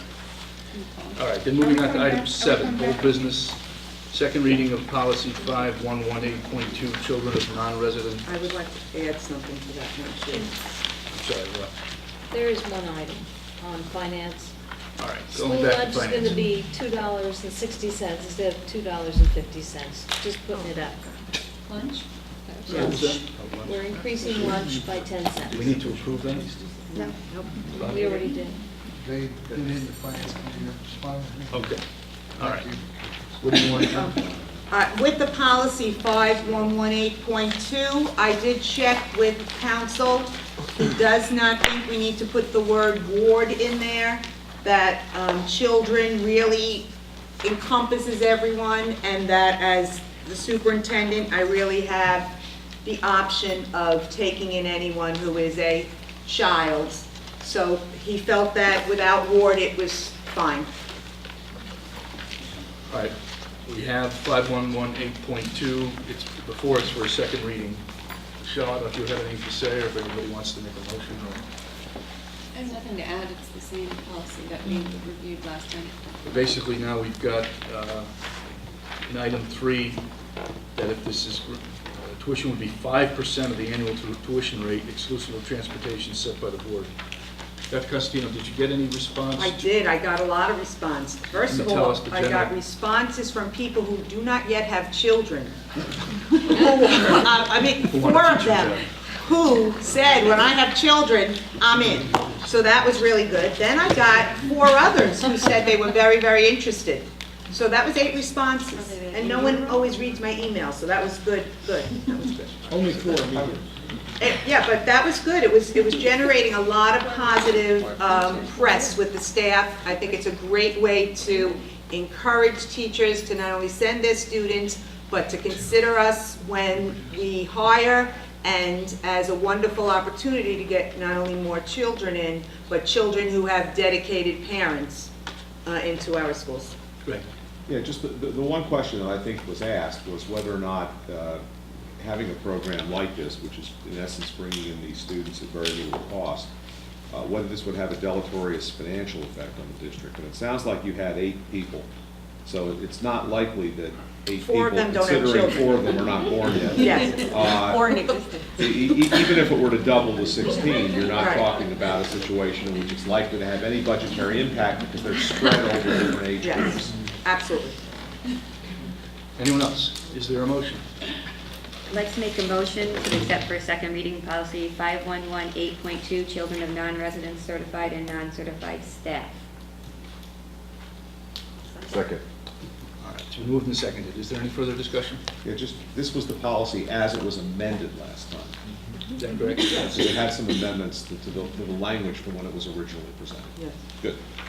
Thank you. Any other discussion? All right, all those in favor of approving 5118.2 for a second reading, say aye. Aye. Is there any opposed?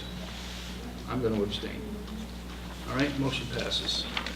New business, to consider and if appropriate, in accordance with Connecticut General Statute 10-52, transfer up to 1% or $213,560 from the approved fiscal year 2012-13 budget appropriation into the reserve fund for capital and non-recurring expenditures. The transfer would be made after providing any shortfall in Region 12 approved budgeted revenue. So moved. Second. All right, it's been moved and seconded. Is there any further discussion? Just by way of information, there's 1.1% of the budget left for now, which is in excess of the amount that we're going to transfer over. And if we do make this transfer, we have undesignated $49,445 in that fund now, after a great deal of work and capital improvements made from that fund. And if we make this allocation, we'll have something like $263,000 in that fund. All right. And as Bob said, in the past, we had a little bit of the Sherman tuition, we had to cover our shortfall on income, but we don't see that as a problem this year. Thank you. Yes, Greg. Does this, the 200-odd thousand you have left after the 1% contribution is Won't be. made? No. No. There's 200, no, Greg, there's 200. I'm just looking at it, hold on. As Hold on of a May second. 29th, we It have. leaves like about $35,000, $40,000 after the transfer. All right, well, before you make the transfer, the question is, does that 35 or 40,000 you have left, is there anything, I mean, we've had several different expenditures related to the long-range planning process. Are those paid for before, and They're it still leaves? encumbered against what we have, yes. So in other words, it's 35,000 left on top of what we've expended Yes, and for we're that? cleaning up all the old outstanding items we have right now, so it's a good number. Okay, so I just want to make sure I understand, because I'm not sure I understand what you just said. We have paid for all of the long-range planning expenses, we paid for anything else that came out extra that had to be voted on during the year, and you still have 35,000 left after the 1%? Yep. Okay, good, thank you. Good job. Anything else? Excellent. Nice work. All right, all those in favor of the motion to transfer up to 1% or $213,560 into the reserve fund for capital and non-recurring expenditures, say aye. Aye. Any opposed? Any abstained? All right, it passes. Before I get to opportunity for the public comment on agenda items, just regarding the future meetings, the June 10th, 6:30, what is that?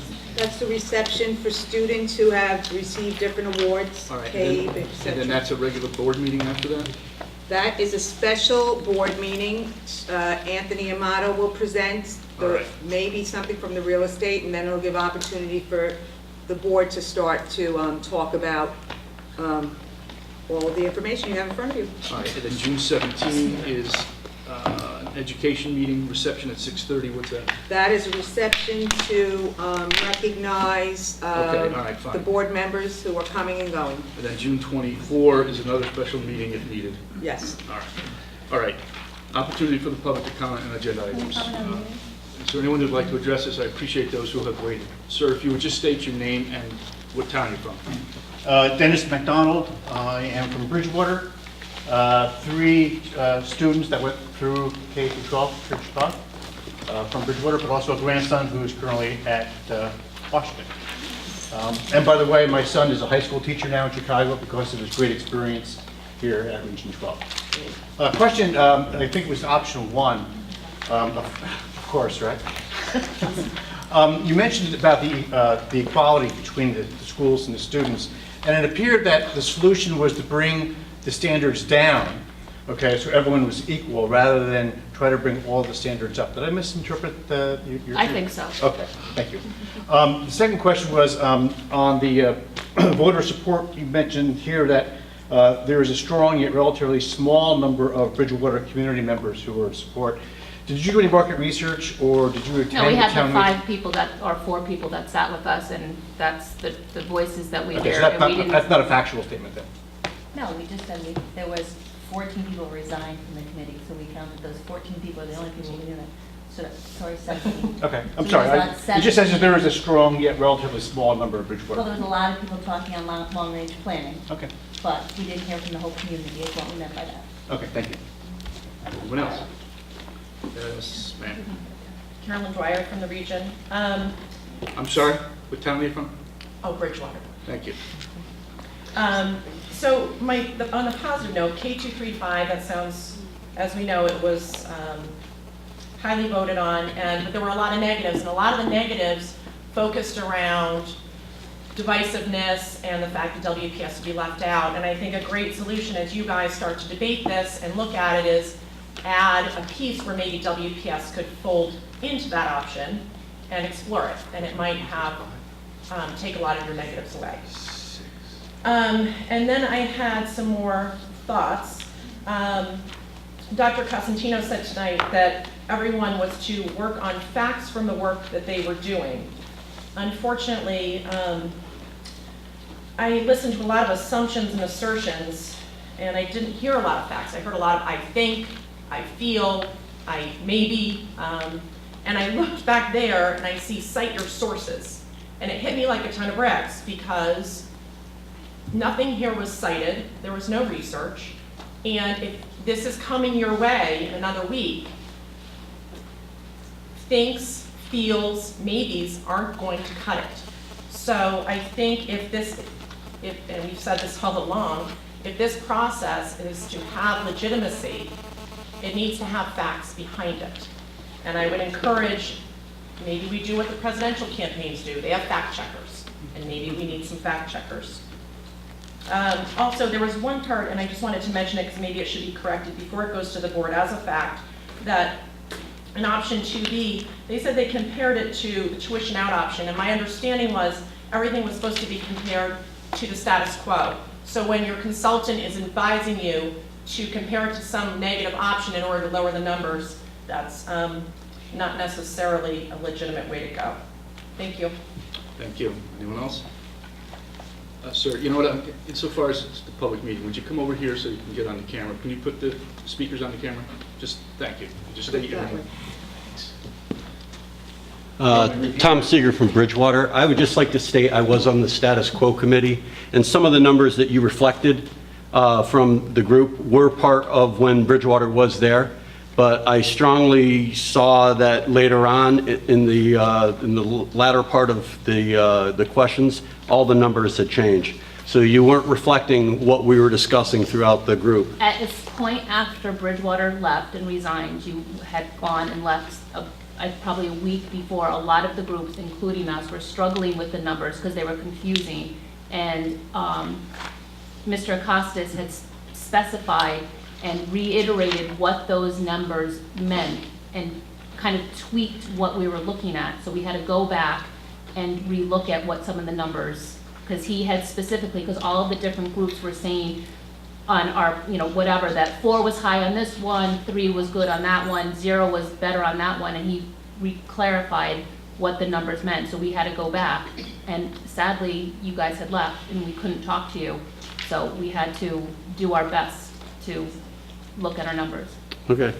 The only other thing I'd like to say is that I was a little disappointed by the way the K235 option was handled, because originally we were told it wasn't going to be included, then we were told that the administration was going to do it, then we were told it was going to be handed to the status quo committee, then it was handed back to the administration, and I don't think that the work that was presented there is really, the numbers reflect what the actual savings could be, or the advantages to a K235 option. especially given the option if you were to close Washington and have them join those two schools, then you could really realize a lot of the savings. Okay, thank you. Yes, sir. You want me up there or back Yes. here? Please. Okay, I wanted to address item 7.1. Would you just state your name and where you're from, Oh, please? Pete Tagley, Washington, Connecticut. I'd like to address 7.1. I think you're making a very, very tragic and bad public relations move, especially the superintendent. What you're saying is you're going to tuition in students, which would cost us $13,000 according to the business manager for $650 a student. Is that correct? It is what it is, 5% was what was Okay, passed. that's $650. It's costing us taxpayers $23,000, $24,000, $25,000 to educate each student. The tuition and costs from Sherman are $11,000, and what you're saying is we're going to fill holes in the classroom by offering a perk to employees by allowing them to come into our system for $650. Well, when the finance committees hear this, you're going to get clocked. I mean, you can't do that, Jim. You can't set a number. You cannot lower the budget by bringing students in like this. You can lower the per student costs, but you can't lower the budget. You need paying students, whether they come from the district or whether they come from outside the district. This is a bad public relations move on your part. I can just see the finance committee sitting there and say, oh my God, we're down to $650 to tuition in students. Can you be so specific as to what type of student from whatever certified or non-certified person brings in? Can you do that? Can you discriminate as to what student comes into your system? I doubt it.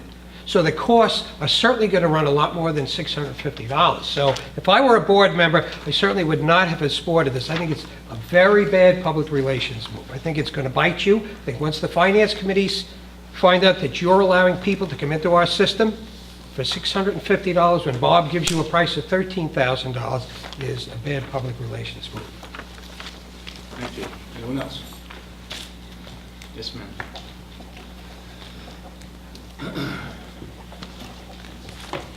It's very brief, I know it's late. Julie Stewart from Bridgewater. As I was listening to a lot of the presentations, I was thinking about a case study, and that is McDonald's. And if anybody in your education did case studies, McDonald's is famous because no matter where you go in the entire world, it's consistent. It looks the same, the food's the same, the prices are the same, et cetera, et cetera. And so I was struck by the number of committees that presented that said that just because we have kids sitting in different buildings means the curriculum is different, the technology is different, everything's different, it's unequal, and I'm really having a hard time getting my head around that. I know we have different numbers of students, but I know Kathy Colella and a lot of the staff members are smart enough to figure out a way to educate our children pretty much the same, whether they're sitting in one building or sitting in 3 or 4. So just had to say that. All right, thank you. Anyone else? Yes, ma'am. Hi, Linda Schneider from Roxbury. I just wanted to ask the board to keep in mind about the long-range planning goals when they make their decision about what's best for the region, the schools. And I also had a question for Ms. Law about, she's brought up several times during the presentations about studies, that you alluded to the fact that you had access to studies or knowledge. And I was just wondering if you have shared that with the committees or with the board.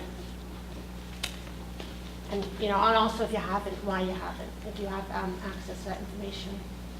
Thank you. If you wish.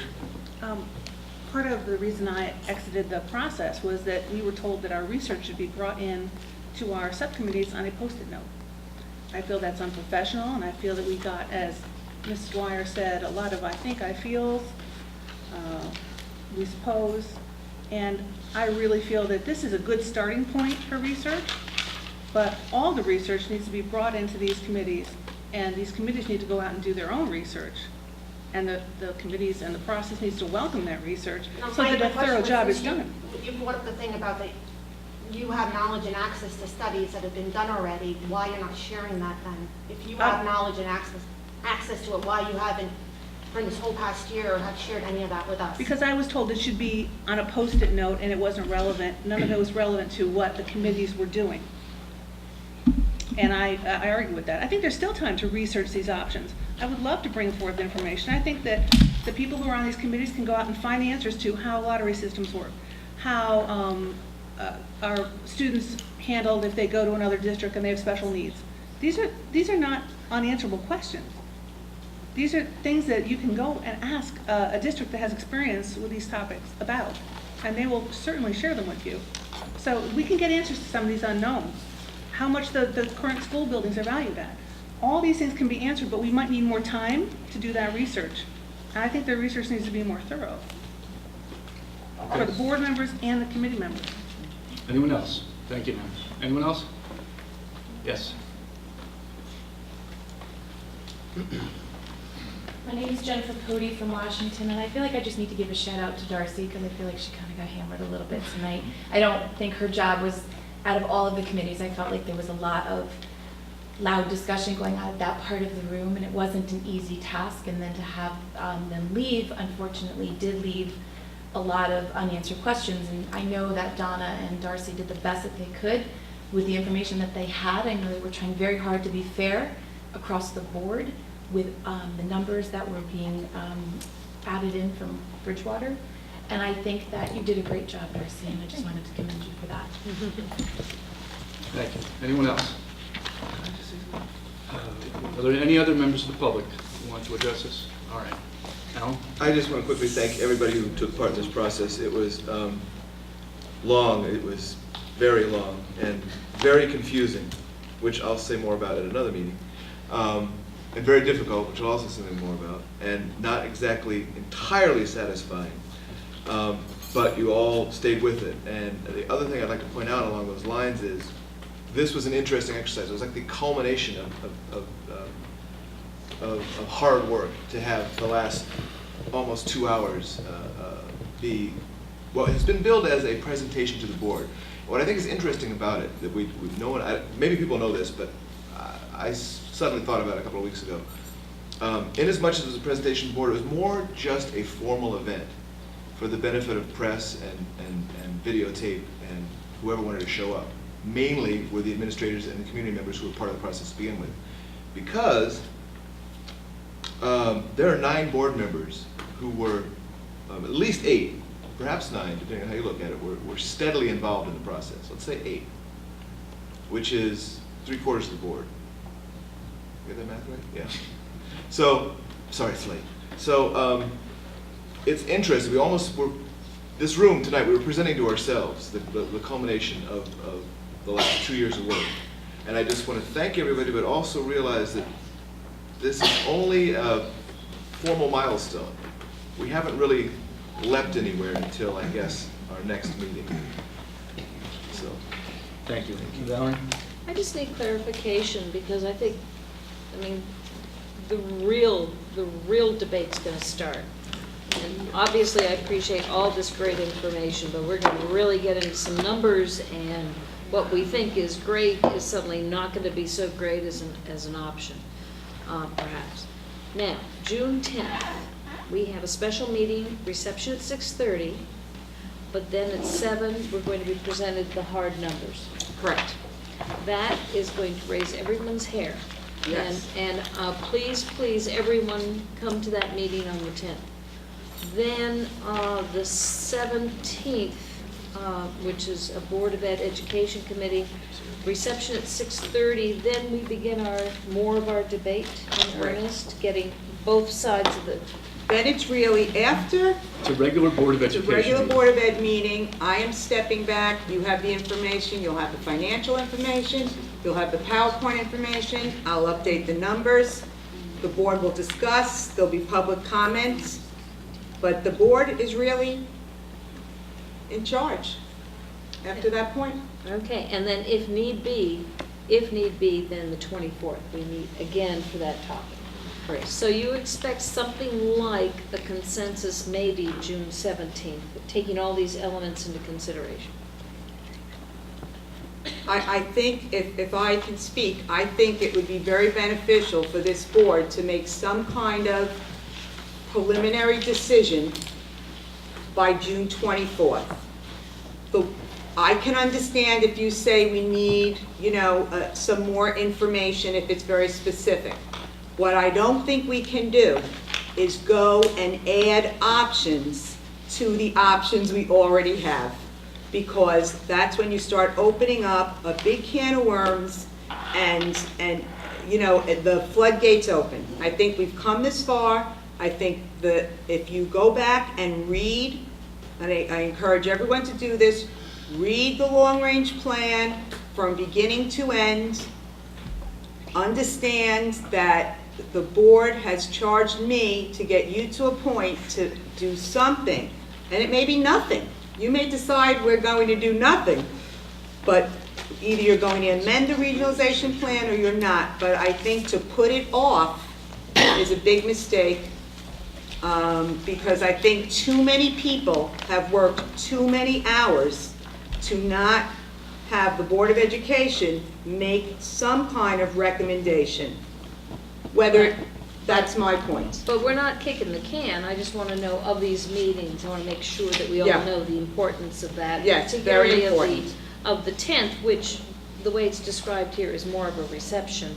Yeah, And it I should wanna make be, sure we'll that's make sure so we get that important. out. That's very important. Now, It's you 7 want to o'clock. have a decision of this board before the new board sits. That's my goal, yes. Okay, but we cannot have, do you want to have a resolution for the ballot in November? Yes, that's the goal. If a By June majority, 24th? yes, that's my goal. If a majority of the board decides to do that, So we we will have do to it. draft a resolution for November at that point, too? I don't think so necessarily. I I think think- that my goal is for the board to decide on an option to put forward to referendum by by the close of business on June 24th. Okay, but a resolution can follow the wording, because you know how dicey that gets. Yes, we have to go, there may be bond counsel that has to get involved, et cetera. All right, so the 10th and the 17th and maybe the 24th are do or die. Okay, It's up to the board. That's, the majority of the board will decide what to do. all right. Just want to make sure I got my calendar straight. Anybody else? Motion to, yes. Go ahead. As I stated, I cannot be here on the 10th or the 24th. I have a chance of coming on back on the 21st, but not the 10th, so I regret that it's an important meeting, it's not been with all the members in attendance. I also wonder whether we have our political ears to the ground correctly, and we aren't rushing things, because I see that people are saying a lot of work's been done, and we've come to some conclusions, we have enough to work with, but, tonight I saw 2 groups stand up and present to us. They were either pretty much exclusively Washington residents, or they were members of the Teachers and Administrators Union. The Washington residents have a great deal to gain by consolidation of all the schools in Washington. The teachers and the administrators naturally want to avoid the dissolution of the region because it would reset the contracts to 0. I'm a little concerned that we may have not made much progress politically, and that we need to really think about the right time to move forward. Well, the majority of the board will decide if they agree with you. I saw one lady from Bridgewater here who decided to stay. The reason there was no people presenting from Bridgewater was because they decided to leave. That's, what do you want? That's the choice they made. I don't know what else. So, is there a motion to adjourn? So moved. Second. All those in favor say aye. Aye. Thank you all. Thank you.